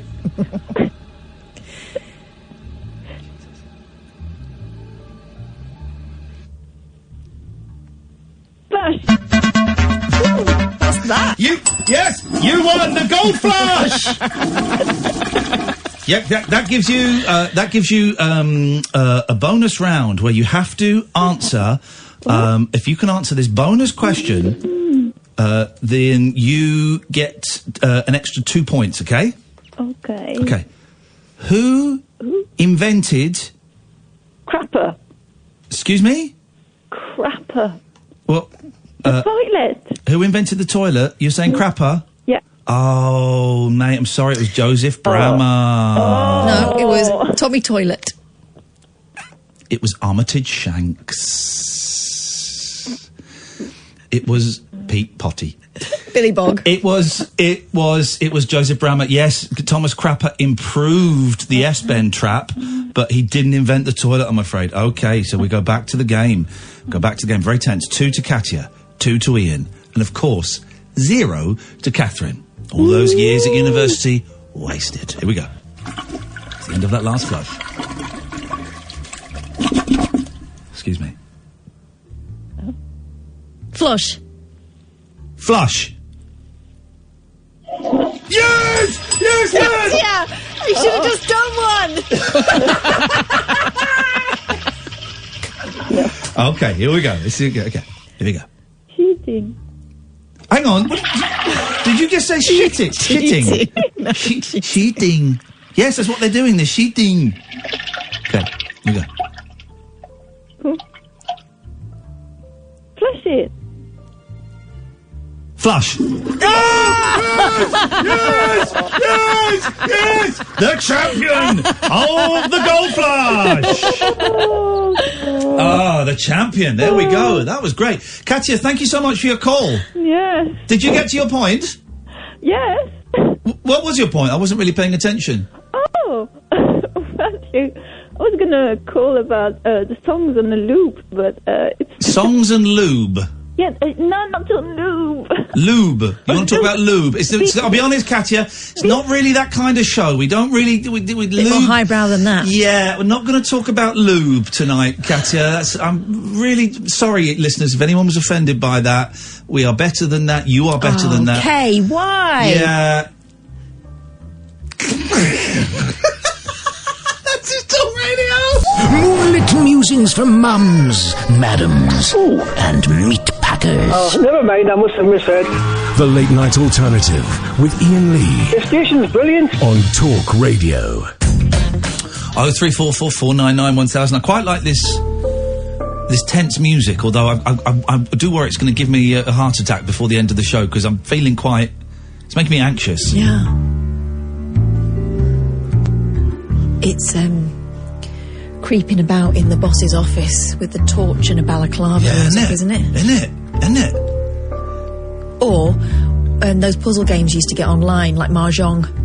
Oh, I've got to bring you my Beatles puzzle in tomorrow. I'm dismantling the 1,000-piece Beatles puzzle tomorrow, and I'll bring it in. You can borrow it. Oh. No, I know you're some way off. Yeah, don't give it to me yet. Okay, well, I don't really want to keep it in my house, a bit, space. Well, I've got a smaller house than you. Well, okay, yeah, you're a smaller body than me. Yeah. So that makes sense. I should have a bigger house. And more people in it? The house? Yeah, that's right. Rub it in that I'm divorced and I don't live with my kids. Well, how heartless can you be? Just saying. I've got 3 cats. You haven't got any and you'd love every single one of them. Aha! Oh, you had to mention the Yes, cats. I did. Yes, I do, baby. Yes, I do. Yes, I do, be better. I feel all right. We got Adam, we got Nigel, but before those, we're going to go to our good friend Sean. Good evening, Sean. Who is on the toilet. Good evening. How are you, Kat and Ian? Very, very well, Sean. What can we do for you? Well, it was to talk about your, the evacuations you've been having. I'm an evacuee. I know, I've had one myself at the rear fire exit. But, okay. I can't blame your doll. Thank God.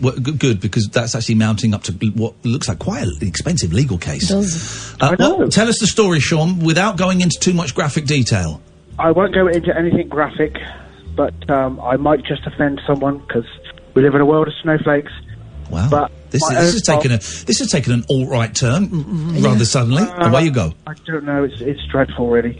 Because there I was, I listened to a radio show. The dog got scared, So I thought, well, I'll go and have a nice shower and attend to one's herbaceous borders. Yes. Anyway, slipped into bed as you do, and I thought, I'll be quite amorous tonight. So I took off thine boxer shorts and slipped in next to thine loving, dutiful long-term partner. Yes. Okay, I'm glad you put long-term, because if we, for a second, thought this was a casual sexual encounter, we would have stopped this story. We would have to rumple our foreheads. Yeah, no way. We do not encourage casual sexual encounters or short-term sexual experimentation relationships. If you're going to do that, turn the radio off, because we don't want it rammed down our throats. I mean, I am disappointed that you're not married, but I suppose it's 2019 and sometimes people decide they don't want to get married because they're scumbags. Okay, fine. Well, you've got a long-term partner and you wanted to engage in some bunky.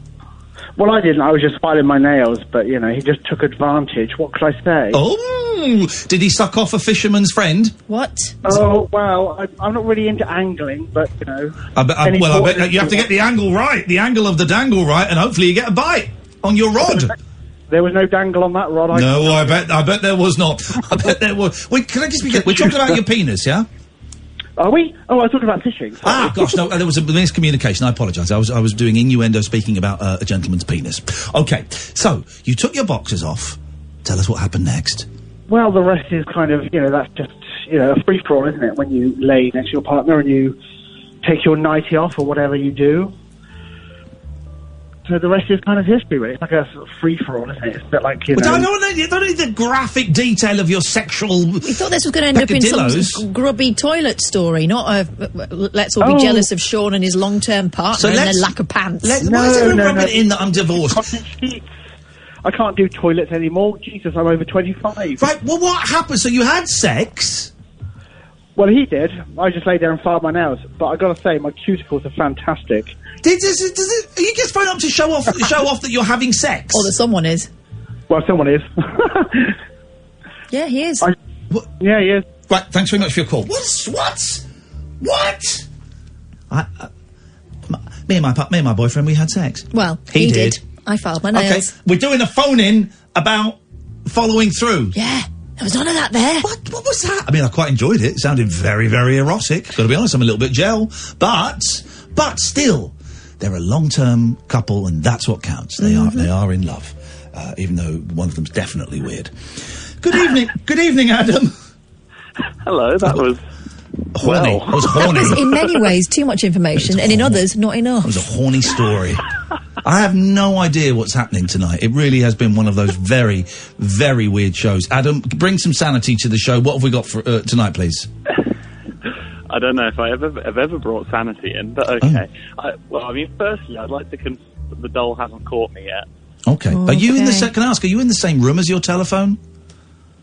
Yes. Okay. It sounds very quiet, that's all, but that's okay. I'm very, very close to it. Okay, but are you speaking, the closer you get, are you speaking more and more quietly? Sorry. No. Fewer and fewer, louder. No. Okay. Just, okay. I enjoyed your swimming story earlier on. Great story. I used to swim, competitively when I was much younger, only regional level. How old were you? I quit when I was 15. Okay, well, I won't ask the question I was going to ask. What was that? Well, swimmers have... What is that you're showing me? It's a turtle, but it looks... It looks like what? Like a fat man's willy. It doesn't look anything like a fat man's willy. I was going to ask... Here's the thing about swimmers, right? Swimmers have always... It's like professional swimmers have got the best butts in the business. Right. But it's inappropriate for me to ask if did you have a cute bum? Yes, I did. I was 15. Whoa, that's inappropriate. So I'm not even going. I was hoping. Walk it back. I was hoping you were doing this in your 30s or possibly even your 40s, but no, you weren't. So thank you very much indeed. 21 now. 21 today. 21 today. He's got the key to the door. Never been 21 before. Father says you can do as you please. Shout hip hip hooray! God to bless your birthday. 21 today. Hi, happy birthday, Adam. Congratulations, mate. I didn't say it was my birthday. Yes, you did. You said you were 21 today. No, I That's why we sang the 20... Yes, you did, mate. That's why we sang the 21 Today song. What, you think we're just going to sing 21 Today to everyone who's just 21? Just happens to be that age. No, of course we're not. We're going to sing it to people who are 21 today. We're not lunatics. Like you said you were.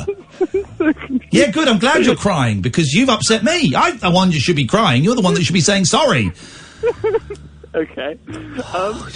Man up, snowflake. It's funny you mentioned my bum. Oh, here we go. Okay, right, yeah. So I think the most important bit of context is I wasn't one of those swimmers you were talking about. I was a fat swimmer. Yeah. I wasn't aerodynamically efficient, or I guess hydrodynamically efficient. Far too fat for it. Yeah. Parents of fat children shouldn't make them swim at a competitive level because Speedos weren't made for our kind. No. However, I grew up with my grandparents, and they were very thrifty. And so when I did start losing weight, they would have absolutely no interest in getting new trunks. No? What? Okay. So what, did you end up wearing braces or something? No. I ended up with trunks that would often try and evacuate my person. Oh, well, here's the thing. I'm on the side of your grandparents. The last time I bought trunks was when I was going in the jungle, and I bought a pair of trunks, right? Because I had some trunks, but I bought some new trunks. And here's the thing. I had exactly the same pair as Stanley Johnson from Marks and Spencer's. Exactly the same pair. What, tighty whities or? No, like blue sort of shorts. All right. But I only bought those. But I'm currently wearing a pair of trunks that were gifted to me about 5 years ago. Apart from the ones from the jungle, they were a TV. I don't even know where they are now. They're a TV expense. I haven't bought trunks 20 years. Yeah. Why would you bother? I was a growing, and in this case, slightly shrinking boy. I needed new ones. Speedos don't like it when you change your body type. Okay, all right. Well, okay. So anyway, it got to the point where it was a serious issue. Yeah, it was causing indecency issues. Reasons of nudity. Yeah. Yeah. No heavy petting in the pool. Dived in completely. They went below the knee. Had to scoop them back up. And my grandfather's solution to this was to hand me his leather belt and suggest that I put it over.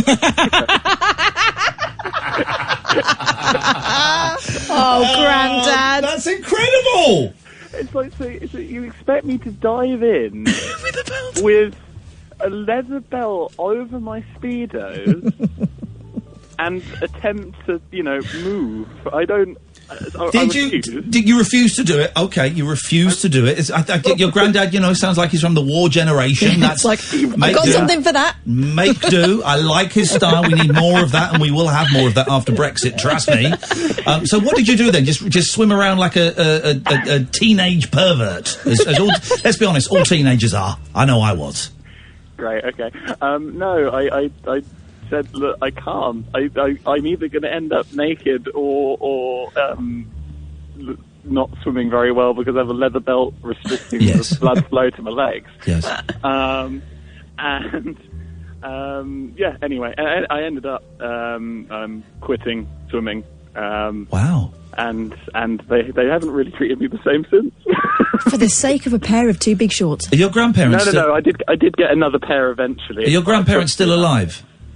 They are. Right, confront them. Yeah. This weekend you need to confront them. Choose discomfort over resentment. Confront them, tell them how they've ruined your life, and demand a huge financial payout. Because these old people, these old people are loaded. Yeah. Loaded! Not mine. Yeah, no, that's what they say. You wait, when they pass... They saved all that money on trunks. Exactly, trunks. Let's hope that they don't pass for a good many years. But you know, when they die, you'll all be surprised to find there's like £3.4 million hidden somewhere in that house. Trump money. Yeah. Trump money. I quit and I ended up spending my times at racetracks and went from fat to obese. So. There you go. All right, and I'm going to let you go because you're very, very quiet. Let's hope Nigel's a little bit louder. Good evening, Nigel. Evening, guys. Do you remember Captain Caveman? Yes, of course I do. He had, let's be honest, he had the three sexiest cartoon characters of all time helping him. Wasn't he really timid with the ladies? He was quite shy with them. Well, they were very powerful. Forward. They were like the Spice Girls 20 years before the Spice Girls. They were, let's all Google the Captain Caveman. Captain Caveman. I don't remember what his enemy was, but pretty much he flew through the air with the club, Chihuahua, battering people, and then the ladies would come and say, "Captain Caveman, you're our hero," and he'd go, "Oh." They were called the Teen Angels. Wow, those are great and he cartoon was a women. young teenager, or he was 50 years old. He was like a caveman? Yeah, a caveman testicle, if I remember correctly. If your testicles look like that, then you need medical assistance. They don't make cartoons like they used to. Mainly, thank God. The problem I had with old cartoons like that and the Hair Bear Bunch and all of that, Wait Till Your Father Gets Home, those things, is that when they were driving or running along, they just repeated the same background every sort of 3 or 4 seconds. And I just, even as a kid, I thought, come on, man. That is lazy. Come on. You must have been more switched on than the rest of us. Yes, of course I was. I'm gifted. Nigel, I'm gifted. I'm very, very gifted. Very observant. Catherine, I don't know why you shook your head there. You've got an eye for detail, haven't you? Exactly. Got an eye for something. Hey. I loved Hong Kong Phooey and Caveman. Okay. But then I remember another programme from maybe early 80s called Jossie's Giants. Stop. Football What is going on here? We're talking about old telly. Yeah. Oh, no, Because we were talking about Hong Kong Phooey, who lived in a filing cabinet. Okay, he didn't actually live in... technically, he didn't live in the filing cabinet. He just got changed. Change in there, used to change in there. Unlucky. Can we flip forward to the early 80s and Jossie's Giants? No more old TV shows! What is this? Seriously, guys, when was the last time you had a spangle?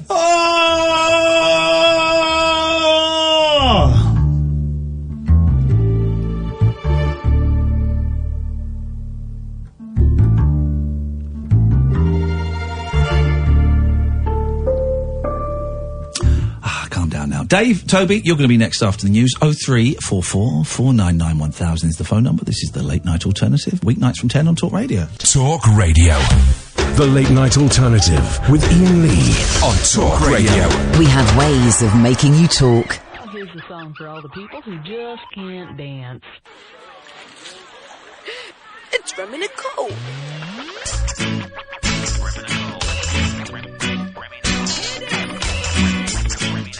Not this, because I haven't started singing, so you might want to start again.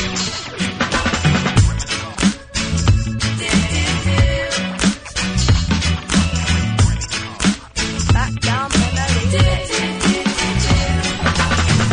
do you remember when we used to use a cassette player? MP3s and DVDs weren't invented.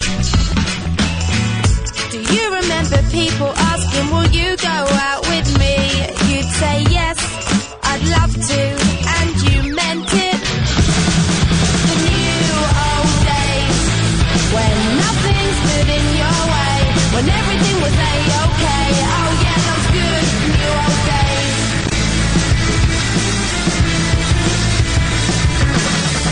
Do you remember coming home from school and all you did was chill? You'd watch Wolf, Grotbags, Biker Grove and Sean Maguire in Grange Hill. Your mum made you dinner and you hated greens. Then it was time for a bath which you weren't so keen on then, even though you were covered in pen. The new old days, when nothing stood in your way, when everything was A-okay. Oh yeah, those good new old days. Reebok and Feeler and you thought you were cool. You'd listen to Chris Cross and jump round your school. You'd never listen in class but you knew it all. You buy naff jackets off your dad's mate pool. Do you remember? 'Cause I remember it all. The new old days, when nothing stood in your way, when everything was A-okay. Oh yeah, those good new old days. Timmy Mallet and Funhouse with Pat Sharp. Guess who connect for a murder in the dark? Had in the playground swinging on monkey bars. Looking back now, haven't we grown up?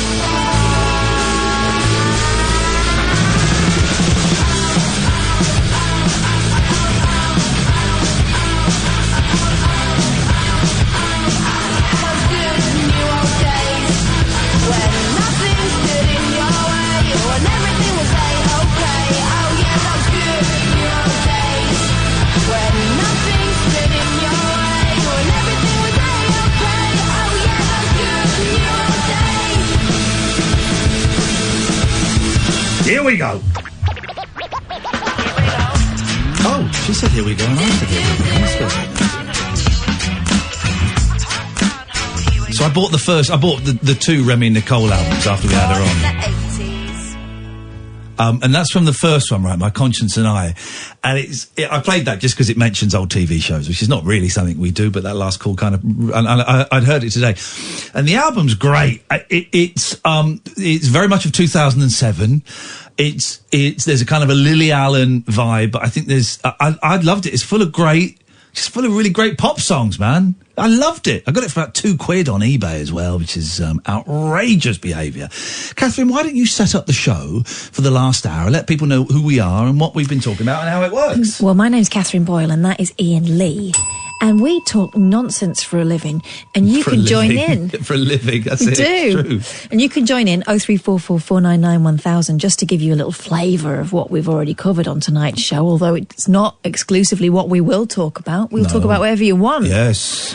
Well, Ian's got toilet troubles.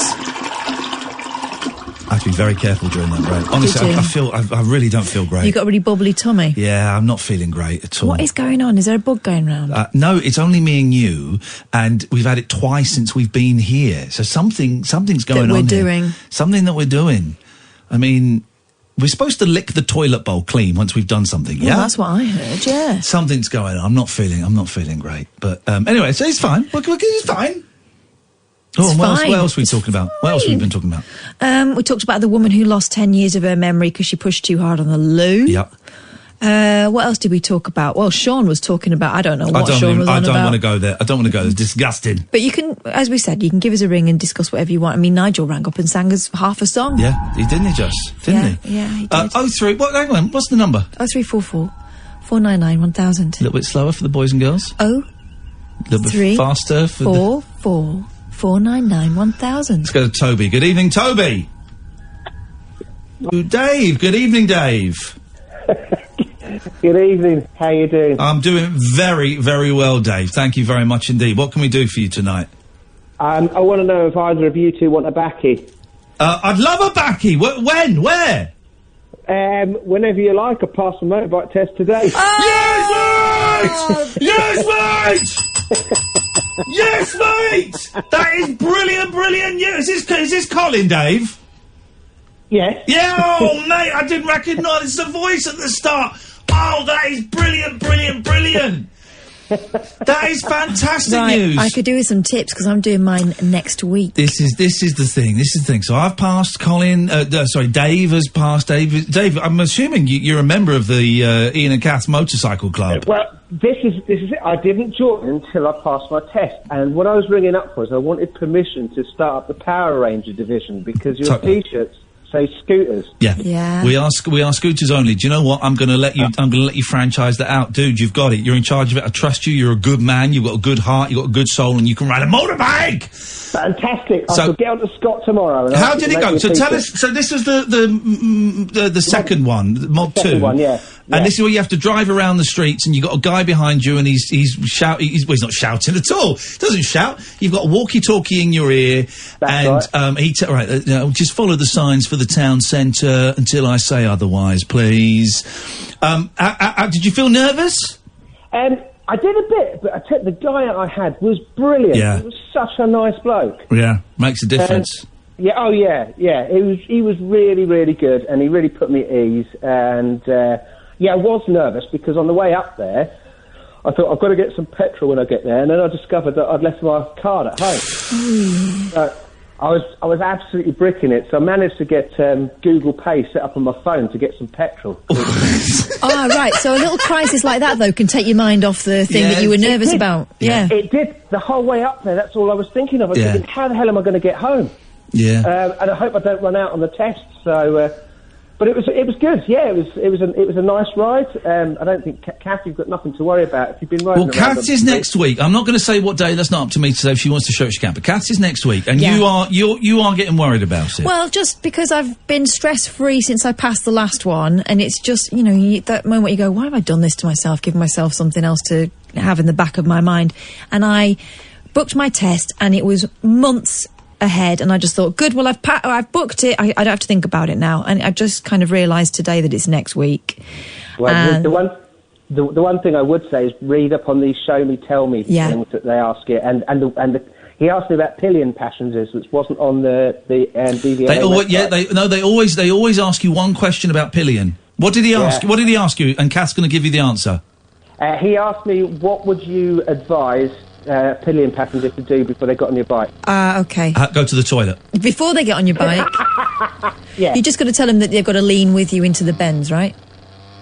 And hold on to the back rather than round you. No, you can hold around you. What else? Put your feet on the little... Put your feet on the pegs. Yep. And what else? No touchy. No touchy. Don't lean into the turns. No, they've got to lean with you. Yeah. But, the other thing is they've got to always get on curbside. Right. Okay. Okay. And not to look around you at all, or make hand signals.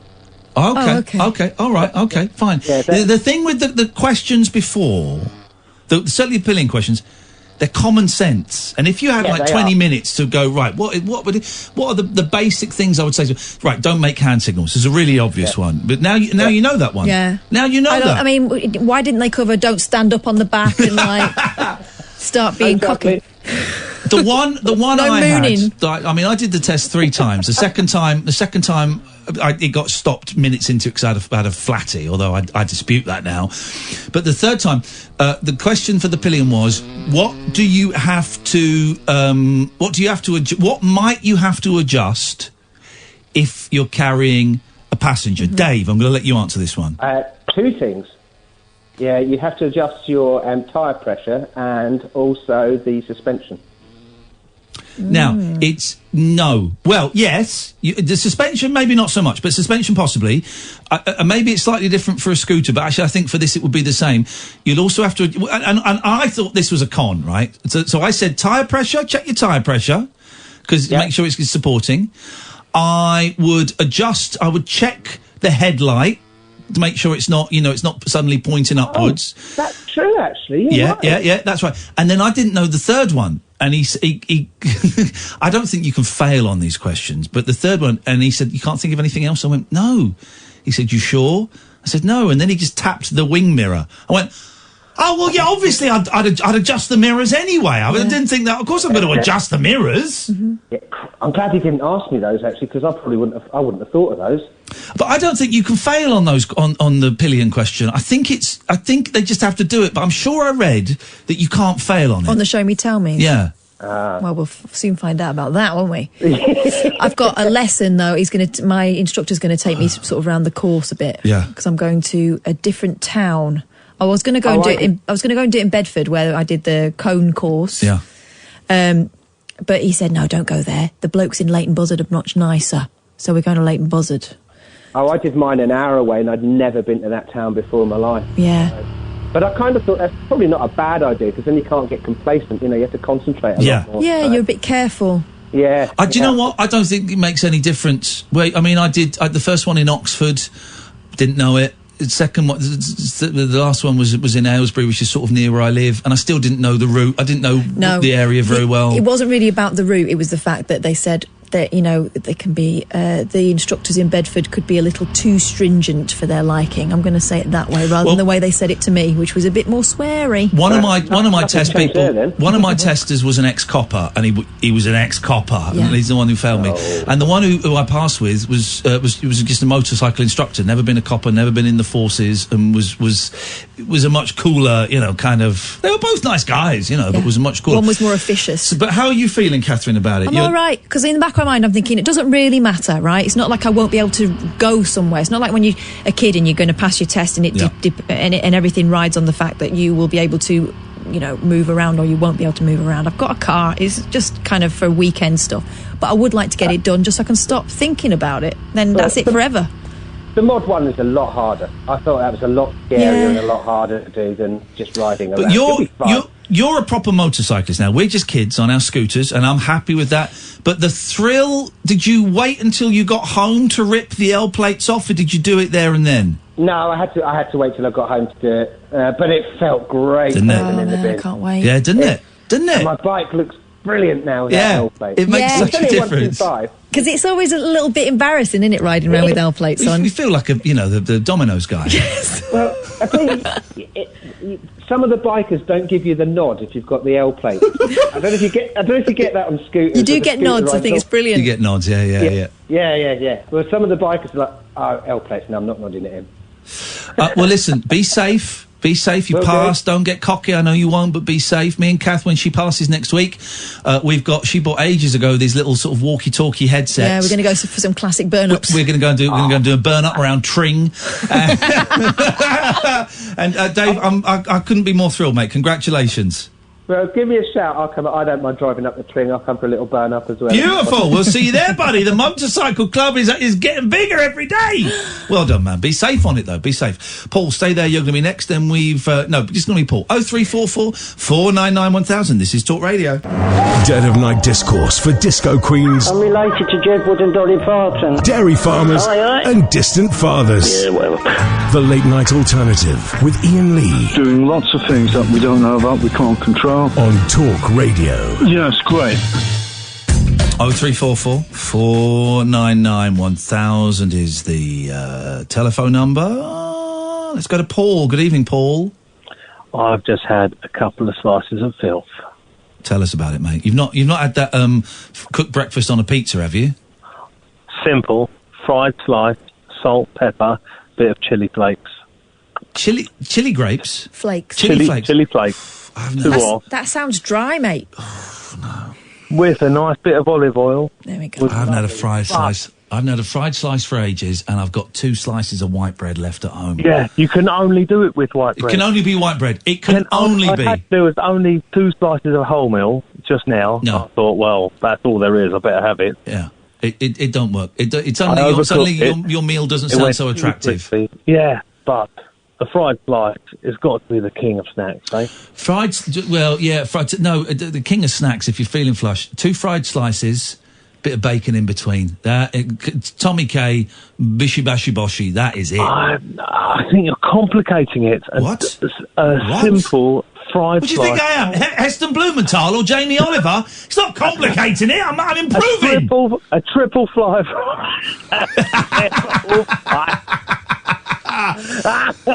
A triple fly. I don't know why we're laughing. I don't know why we're laughing. Himalayan pink salt. Yes. Oh, hang on a minute. You're putting salt and pepper and chili flakes on a fried slice. Yeah. You're overcomplicating it, Heston. No, not just any old salt. Himalayan. Ground up with these fine dried peppers. Oh, they're lovely. That's not any fried slice. That's an M&S fried slice. You're overcomplicating. I've got the basic ingredients of a fried breakfast just reconfigured. You're adding Himalayan monk spunk. You're adding fried. It's ridiculous. What about the bacon? The bacon's unhealthy now. You can only have pure fried slice with salt and pepper. Because pure fried slices, they're so healthy for you.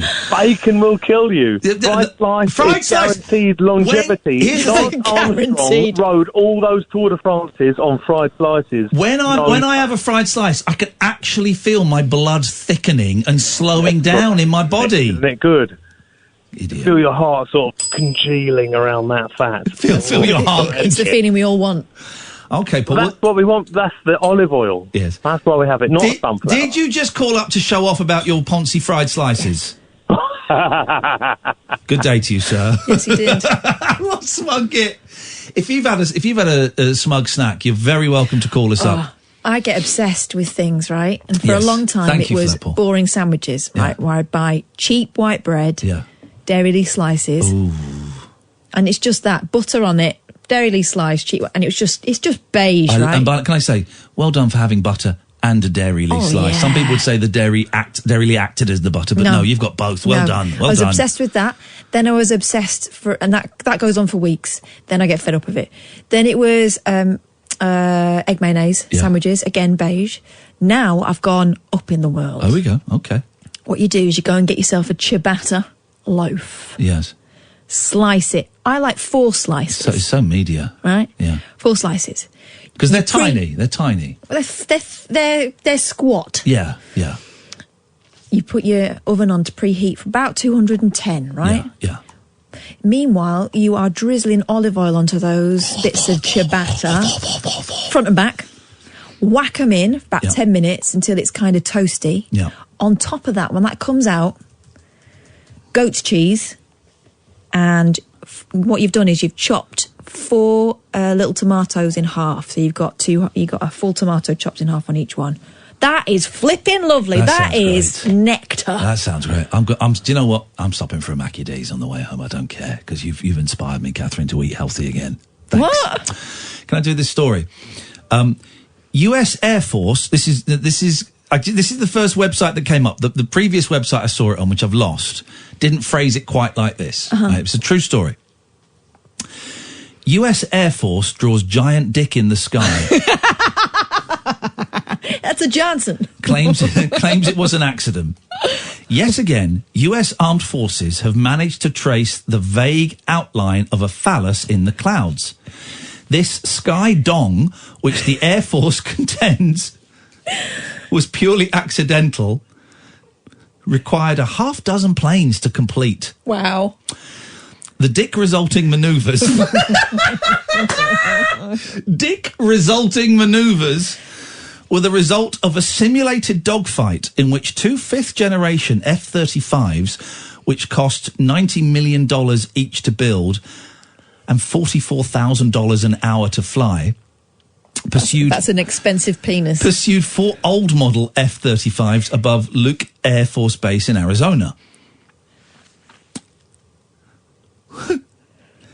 One wonders if the stealth aspects of these machines aren't overridden by loudly painting a cock in your exact position, visible for miles around. This is a true story, right?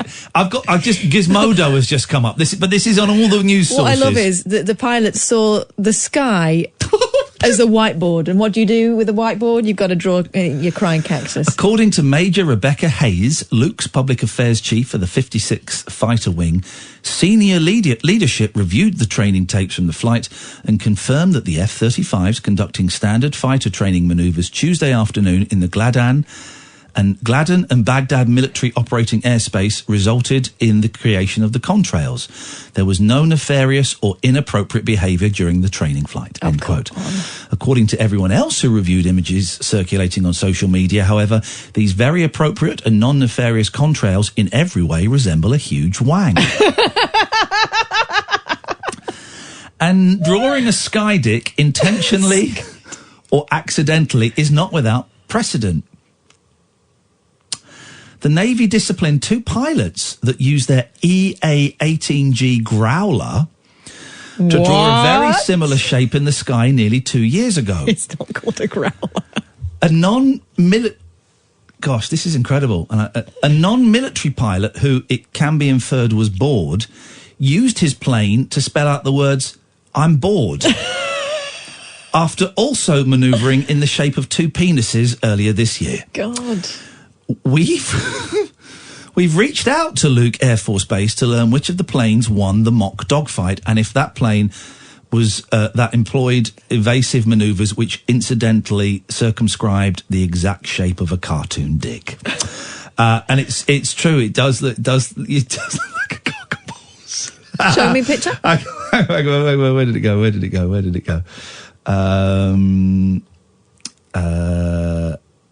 Where is the picture? It's kind of hard to see, but there. Oh, no, it's not. You see there. I see it. That's great. Right. Let's go to John. Good evening, John. Hello, John. Hello. Hello, John. You're on the air. Hello. I've just received shocking news that the Pound Bakery. Did you hear about that? Could you just come? Are you on speakerphone, John? I was, sorry. Okay. The Pound Bakery. Yeah, it went up 20 pence. Say that again. The Pound Bakery went up 20 pence more than what it should be. Say that again. I'm missing the gag here. There isn't a gag, Ian. Okay, John, just say it again, but say it slowly, because I'm being dumb. The Pound Bakery... The Pound Bakery has went up by 20 pence more than what it should be. The Pound Bakery has gone up by 20 pence more than what it should be? Yeah. And I don't know what I'm at a loss here. I don't know what the Pound Bakery is. It's like, it's basically like a poor man's Greggs. There's a poor man's Greggs? Wow! Yeah, how poor do you have to be to go to not be able to afford Greggs? And it's called... you only have to be able to have a pound in your pocket. And everything in there is a pound? A pound, yeah. But now everything in there is £1.20? Exactly. Google Pound Bakery for a second, because I just go.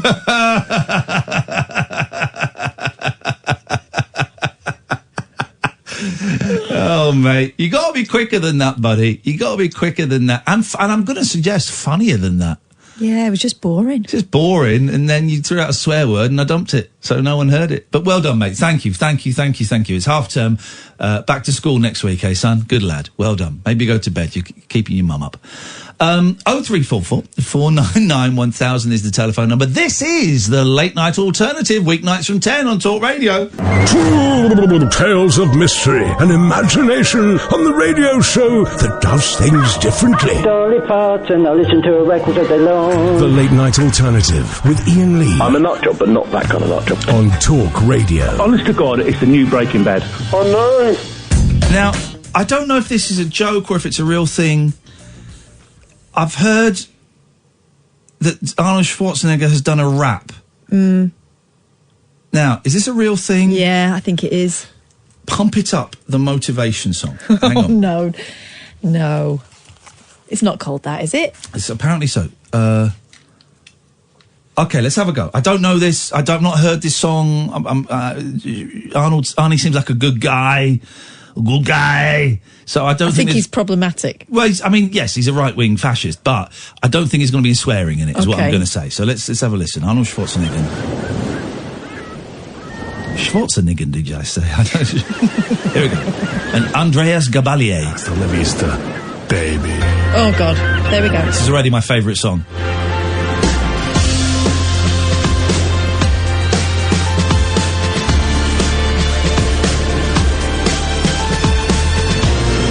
Pump it up, yeah, you gotta pump it up if you wanna get fresh with me. Here we go. He was born in Austria. He had a dream to become a star. Hang on a second. Whoa! He was born in Austria. He had a dream to become a star. This is already the greatest song. That's not Schwarzenegger rapping there. That's Andreas Gabalier. About him, yeah. He had a dream to become a star. He was born in Austria. This is already the greatest bit of music I've ever heard in my life. Here we go. We can go back a bit. He was born in Austria. He had a dream to become a star. A poor young guy, but never shy. Said, here I am, hold on. He started counting lifts when... Poor young guy, he was never shy, but he said, hold on. What the hell? Pain comes on. Pump it up, don't bring it down. He made a trip to the United States. First time born American shades. A hard-working man was only 19 when he became a steel machine. In the Gold's Gym of Venice Beach Town. Pump it up, don't bring it down. This is incredible. I'll be back. Now hang on. If that's all the rapping is, him going, I'll be back. I mean... An iron steam machine, living legend, evergreen. Governator, Mr. Universe, Olympia. American Idol, worldwide. I'm surprised this video isn't him just masturbating Arnie while he's singing. Yeah, it is. Masturbating him with his tongue. I'm Hercules in Manhattan downtown. Pump it up, don't bring it down. Hey, I'm Arnold Schwarzenegger. Listen carefully. I can't. No. I can't. Wow. Okay. What we're about to hear, dear listeners, we're all going to share a magical experience. we're about to hear Arnold Schwarzenegger rap. But in that way, I mean, Andreas is a white guy, and he's doing okay, right? But in that way that, you know, whenever on Big Brother, and it's always white people in there, and the task is, right, we've got to do a rap about each other. Yeah. Da da da da da da da da da da da da da da da. He's about to rap like a contestant on Big Brother. Yeah. Okay, so we're going to go back to the beginning of the rap. This is going to be very special. Ladies and gentlemen, Mr. Arnold Schwarzenegger rapping. Here we go. 2, 3, 4. Hey, I'm Arnold Schwarzenegger. Listen carefully. Dig deep down and ask yourself, who do you want to be? Not what, but who. If you believe success will come to you. Work like hell, trust yourself, and all your dreams come true. Break some rules, not the law, don't be afraid to fail. You have to think outside the box, I say no pain, no gain. I don't want to hear it can't be done, give always something back. My name is Arnold Schwarzenegger, I'll be back. Whoa! Give always something back. My name is Arnold Schwarzenegger, I'll be back. First of all, what does give always something back anyway? Give always something back. Give always something back. You know what he didn't give back? Close the boots on the motorcycle. Oh, it's very clever. Very clever. Very clever. I'm trying was to, in the Terminator. I'm trying to film. think of a joke about him impregnating his housekeeper. Yeah, or getting accused of groping women. 5. There we go. Okay, but let's come on, guys. Let's. You gave that back. There we go. All right. My name is Arnold Schwarzenegger. I don't want to hear it can't be done. Give always something back. My name is Arnold Schwarzenegger. I'll be back. Terminator superstar, they call you Conan the Barbar. Pumping iron, steel machine, living legend, evergreen. I want to make love to Arnie. I want to put his wiener in my mouth. Oh, God. Years gone by and the movie star proudly ran for governor. You need a goal, specifically turn your vision to realities. What the president of the special... What's terrible is he's miming this in Gold's Gym in front of Arnold Schwarzenegger. Oh, Mr. Baby. I want to make love to the Terminator. I want him to terminate my balls in his face. Sperminator, here I come now. I'll be back.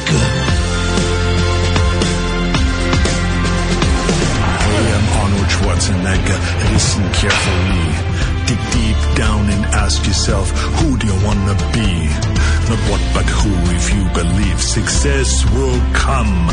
Work like hell, trust yourself. And show me your bum. Don't be afraid to fail. You have to think outside the box. I say no pain, no gain. I don't want other cliches as well. Always something back. My name is Arnold Schwarzenegger. I'll be back. Terminator superstar, they call you Conan the Barbar. Pumping iron, steel machine, living legend, evergreen. Governator, Mr. Universe, Olympia. Arnold till the end of days. Pump it up, don't bring it down. Jesus. I'll be back. Very nice. Super shots again, yeah. No. Oh. Pump it up, don't bring it down.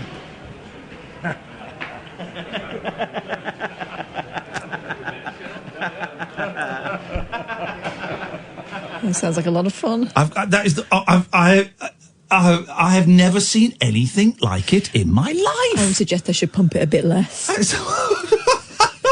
That is quite simply the most incredible thing I've ever heard in my life. I mean, I know that a lot of the rap tradition is about bigging yourself up, but having a little mate that does it for you, wow, it's something else, isn't it? Guys, it's out there. Go and listen to it. Go and enjoy it. Support the artist. 03444991000 is the telephone number if you want to give us a call. Catherine, what have you got for us? Oh, well, I'm talking of pumping it up. Yes, sir. Right, normally we read Mum's Net stories, and it's always sort of posts that kind of go, Yeah. Not in this case.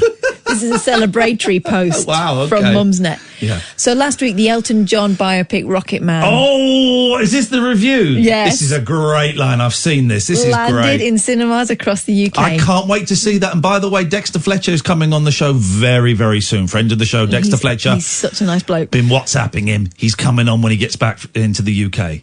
So the film's come under fire since its release for inaccuracies in the storyline. Now... Oh, come on. Yeah, I know. I mean, it's kind of a musical, so it's not a documentary. And it's not like Bo Rap, which Dexter Fletcher saved when the other guy got the boot. It's a musical, like Sunshine in Leaf, which is the film he did. So people burst into song at the dinner table and stuff, right? Yeah. I can't wait to see this one. So it's been come under fire since it's released for inaccuracies, in the way that things about musicians, famous musicians do, because everyone likes to show off their knowledge.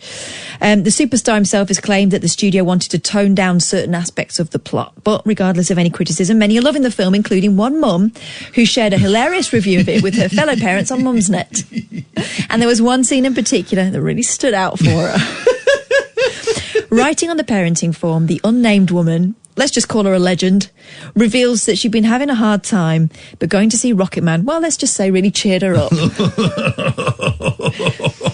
She wrote, "I'm having a shite time at the moment. Went to the pictures to see Rocket Man yesterday and found the sex scene between Taron Egerton and Richard Madden the hottest thing I've ever seen. Seriously, if you're a menopausal old hound looking for a boost in the fanjo, go and watch this on the loop." Boost in the fanjo! Her post was screenshotted and shared on Twitter, where it was liked by thousands, with some arguing it should be featured on the back of the Blu-ray packet when it's released, while others made a mental note to add "boost the fanjo" to their vocabulary. Well, someone said that it should be on, it's got to be on the posters, hasn't it? Yeah. A real boost in the That's banjo. A great line. In the film, Banjo. Taron Egerton takes on the lead role of the Rocket Man himself, while Richard Madden portrays John Reed, who was Elton John's manager and lover. The pair share a raunchy scene, which is thought to be the first instance of gay sex shown in a mainstream studio movie. Really? What about Brokeback Mountain? New York Times film writer Carl Buchanan... Did they show sex in that? I don't know. I've not seen... Yeah, in a tent. I've not seen Brokeback Mountain. I refuse to see stuff like that. I think it's unchristian, so I won't see it. Oh, I thought it was good. Sorry, not gay sex. Tents I'm talking about. Oh, yeah, there was too much camping. Unchristian. Oh, well done, camping. Camp it up, well done. They weren't camp, though. No, and they don't... No. They're not always. And I think... The gays. And I think that's misleading. I think even, like, butch... gay men, I think they should be made to camp it up, but just a little bit. Just so you know who's who. So we know. Okay. Just so we know. Okay. So that girls don't waste their time, and guys know what we're looking for. Just camp it up a bit, please, or you butch gays. Thank you. New York Times film writer Carl Buchanan read the mum's review aloud to Egerton during a recent interview. Oh, wow, brilliant. And said the star had the best response. According to Buchanan, he died laughing before saying, "That is the best review I've ever got." Oh, that's lovely. Oh, good for them. Yeah. A boost in the fanjo, ladies. Oh, well done. Good for that reviewer for doing that. That's brilliant. It's great. And good for him for that. How funny. How funny. I'm looking forward to that. So is that out? Yeah. It's out, is it? Out. Maybe we go one night next week and see it. I'd love to. Yeah, I'd like to see it. Whereas Bo Rap didn't appeal to me in the slightest. You enjoyed it. I didn't. I enjoyed it, but I was drinking wine at the time. Yeah. And I was enjoying the fact I had the house to myself. So I think all that led to a Nirvana By moment. the way, not Nirvana, Queen. Very funny Limmy stream on Twitch today. Oh, aye. Where he was playing this game and someone mentioned that... so they got talking about Bohemian Rhapsody and he said he watched it. And then the conversation got round to the editing, right, and how the editing had won an Oscar. And he's going, but everyone's been slagging the editing off. Everyone's been slagging it off. I didn't like the film, but everyone's slagging the editing off. And he found this clip of this YouTuber guy who's got like 2 million followers deconstructing the editing. Now, here's the thing. Limmy is very much into his directing and his editing. He edits all of his stuff himself, right? And it's just him slagging off the deconstruction of this scene. It's the famous scene where there's lots of cuts in it and stuff. Yeah. And Limmy's going, it's fine. It's fine. It's fine. It's fine. What's your problem? What have you made? What have you made? What gives you the right? Also, YouTube editing, notoriously clunky, isn't Very it? funny. There was no Twitch stream for me the last couple of days. I've not been feeling great, but both in my head and in my back and in my gut. So physically and emotionally, a little bit, on the wobble. So maybe tomorrow we'll see. I might do a little Twitch. And I'm going to get back on the jigsaw jig next week because the kids are back at school. There we go. You see, because I was going to do it, but my kids kept saying, "Can we join in?" And I don't want them online. No. I got to take the car in tomorrow to spend £420 to get the wing mirror replaced. Have you told them it was broken by a haunted doll? I'll tell them tomorrow. I'm going to ask them to do you have to ask for exorcisms on cars, or do they just do it as part of the service? Like they clean it and they put those plastic covers on the seat and the paper on the floor. Do they exercise cars? I don't know if they do anymore. No, I'm not sure. It's because it's Brexit Britain now, isn't it? Okay. Very secular. Okay. What do we reckon to this call, Sam? Come on the microphone, big man. Come on, Sam. People like you. I like you. Kath is not so keen on you. I tolerate him, yeah. What's this? What do we reckon to this guy? I'm not overly sure, because I only heard one word, and that's the word that's on the screen. Me. It says me. Okay. We've had a few trouble. Listen, buddy. I'm going to come to you now. Listen, I got a dump button, and I got a short fuse. Okay, so don't waste my time. Hello, me. Hello. Hello. Hello. You're on the air. Hi. What can we do for you? I don't know. Sorry? I'm not sure. Is Rachel? No, she's not sure. You're not sure. Why did you call us? I'm not sure. Okay. Could you speak a little bit closer to the phone? No, I think I need to go. Okay, bye. Okay, you take care of yourself, all right? Okay, bye. You can call us again another time if you want. There's no pressure. We're all cool here. But can I just ask before you go, are you okay? Yeah, I'm fine. You sure? All right. Yeah. All right. Well, listen, thanks for calling. You give us a call anytime you want, okay? All right, thank you. Take care. Bye. Bye-bye. Well, that was not what I was expecting at all. No. That was intriguing. A little alarming, but she said she was okay. And I have to take her at her word. Didn't have a name there. I hope my slightly aggressive yet comedic introduction didn't scare her off. There's a lesson for me there to perhaps be a little bit more cautious sometimes. Yeah, We just had a run of idiots tonight. If you're still listening, I hope you're okay. I'm here for another 12 minutes. So you're welcome to give me and Kath a call again tonight, or if you want to give us a call tomorrow night, Friday night, we're in 10 till 1. I should say as well, on Saturday nights they play a best of. We never mention it. It gets more listening figures than the bloke that was in before. Saturday night, 10 till 1, there's a best of this show, so which I always forget, and I'm going to start mentioning it a little bit more. And there's a new rabbit hole, brand new rabbit hole, and we put it up once and the mix wasn't quite right. Thank you, Craig, for pointing that out. So Catherine has remixed it, and it's a lot beefier. It's a lot beefier. So there's a brand new rabbit hole. It's the first one we recorded at Manchester the other week. It's kind of like the preamble, as 30 minutes as people were coming in and sitting down. It's nice and chilled. Totally chilled. No, I don't think there's any phone calls in it. It's just chill, a bit of singing. I think there's one phone call. Is there? Wasn't there Alistair's phone call? Or did that happen in the main thing? I thought that happened in the main, but we'll see. Anyway, if you go to iTunes, Acast, your usual podcast provider, type in Rabbit Hole, Catherine Boyle, Iain Lee, something like that, it'll come up. Subscribe. Last phone call is bugging me a little bit. I would just want to say... Yes, go on. Samaritan's number. Oh, yeah. Samaritans. Go on. 116123. Yeah, if you are struggling, friend, and if my slightly aggressive intro scared you off a little bit, I really apologise. It was a joke and it wasn't specifically aimed at you. But that's a really good idea. If you don't want to talk to us, if you want to do it privately, and if you don't know what you want to talk about, you can phone up the Samaritans. And you can sit there being silent for an hour if you want. Give us the number again. 116123. Brilliant. Thank you, Catherine. Belinda, stay there. You'll be next. This is Talk Radio. The Late Night Alternative with Iain Lee on Talk Radio. Loads of people have sent me this story. I'm just going to read the headline, because I think the headline tells the whole story. Go on. Slipknot's Corey Taylor says he blew out his left testicle while singing. I think that's the story. Is that possible? We don't need any more information on that. He's lucky he didn't lose 10 years of his memory. There we go, you see. There we go. Let's go to Belinda. Good evening, Belinda. Hello, Belinda. Hello. Hello, you're on the radio. I can't... Are you sure? Yeah, I'm sure. I'm positive. You're not listening to the radio. Oh. There you go. There you go. You'd have just heard yourself being dumped and cut off. I hope that satisfies you. Do you know what? I knew that was coming. Yeah. I knew. The long pause. Well, also the thickness. Mm-hmm. No, I'm not. You're on the radio. No, I'm not. Yeah, the attitude. Right. Okay, right, yeah. We can tell when you're not our people. Yeah, you can tell when you... Anyway, listen, enjoy your half-term holiday, guys. Enjoy your half-term holiday, and I hope you're having a great time. Hope you're having fun. Now, let me... I've got to do this sat-nav story, because I've been teasing it for days. An 81-year-old travelling from his home in Newcastle to Rome in Italy to see the Pope ended up in Germany after blindly following his satellite navigation system.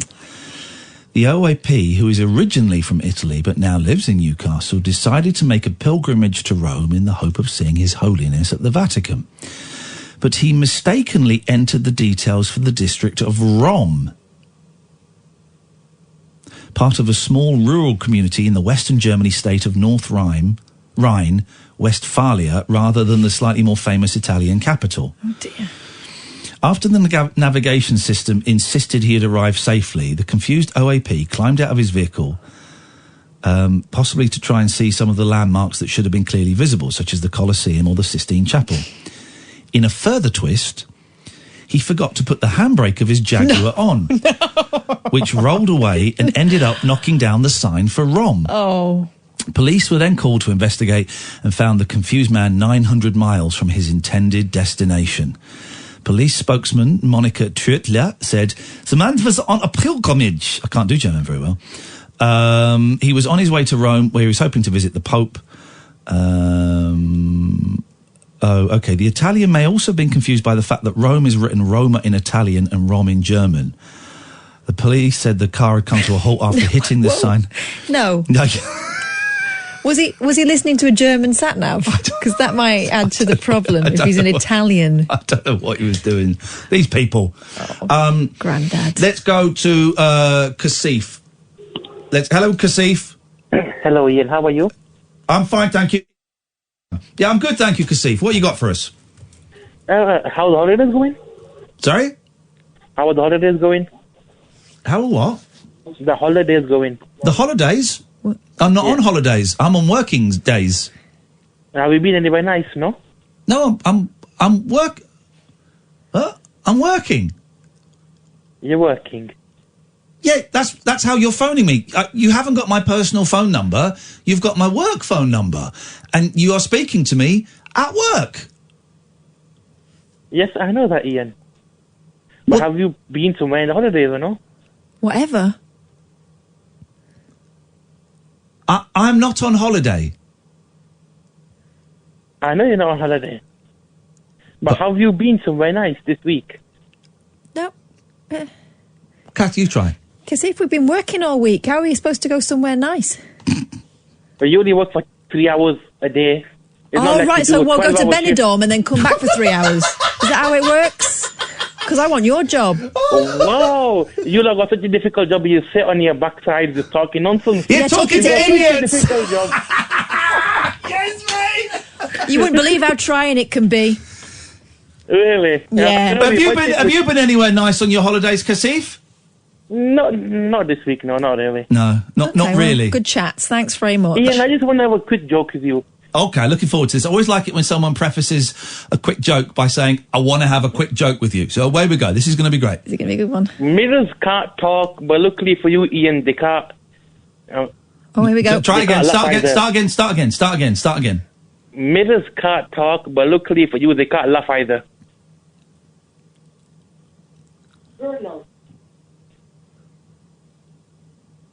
And the rest of the joke is? They can't laugh at Ian, basically, because you're looking in the mirror. Who's doing that noise in the background? Or is there a ghost there? Did you fart, Kasif? Did I what, sorry? Did you break wind, Kasif? No, I didn't, Ian. Well, I heard something go... Nope, I did not break wind. Okay. Well, is there a ghost in your house? No, but do you believe in ghosts? Yes, I do. There's another one. What is going on with your bum? No, it's just my brother in the background. Is he blowing off? That's a bit rude. He's doing it on purpose with his mouth. Oh. Okay. Another funny guy. You guys are too funny. It's like the Three Stooges never happened. Yes, man. Thanks for your call, Kasif. Okay, thank you. Sleep with one eye open tonight, mate. Why am I going to be scared of you? Because I'm going to kill you. I'm going to find you and kill you. Really, and I will be scared. I'll be honest with you. A human like you, I mean, you could arm a fly. A human. I could arm a fly. Yeah. You could arm a fly. Yeah, that's I portray the image of a peaceful man, but really I'm a trained killer. Really, you're a trained killer. Yes, mate. Yes. Oh, yes, mate. Oh, yeah. I'm a trained killer, Kasif. I'm a trained killer. Who got harmed killer. by a tree? Who fell over backwards, banged his head and blamed the owl? Yeah. Okay. I was attacked by an owl. Yeah, and I fell down a well. So what? What have you done with your life lately? Not even been on holiday. I think you should fall into something a bit more permanent. Yeah, I'm going to fall into you. No, hang on, that doesn't sound. No. That sounds horrible. That one didn't work. Come in, Paul. We're going to quickly go to Nigel from Temple Fortune while Paul Ross enters the arena.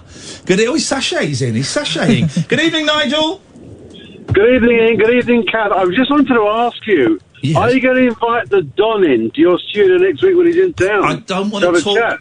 The haunted doll. No, the Don, the Trump, Mr. Trump. The press. The Don, Jesus. Yeah, we've sent an email to his people. We've got our fingers crossed. I think he's going to come in. Yeah, he's definitely coming in. He is definitely coming in on this show. And we're going to make it happen. Why would I want to talk to him? I don't want to talk to him. We want to talk to artists and musicians and interesting people. Not pussy grabbers. Thank you for your call, Nigel. I look forward to hearing you on BBC London later on. Paul Ross. Good morning. You've had an interesting 3 hours, you two. Oh, mate, we've had fun tonight.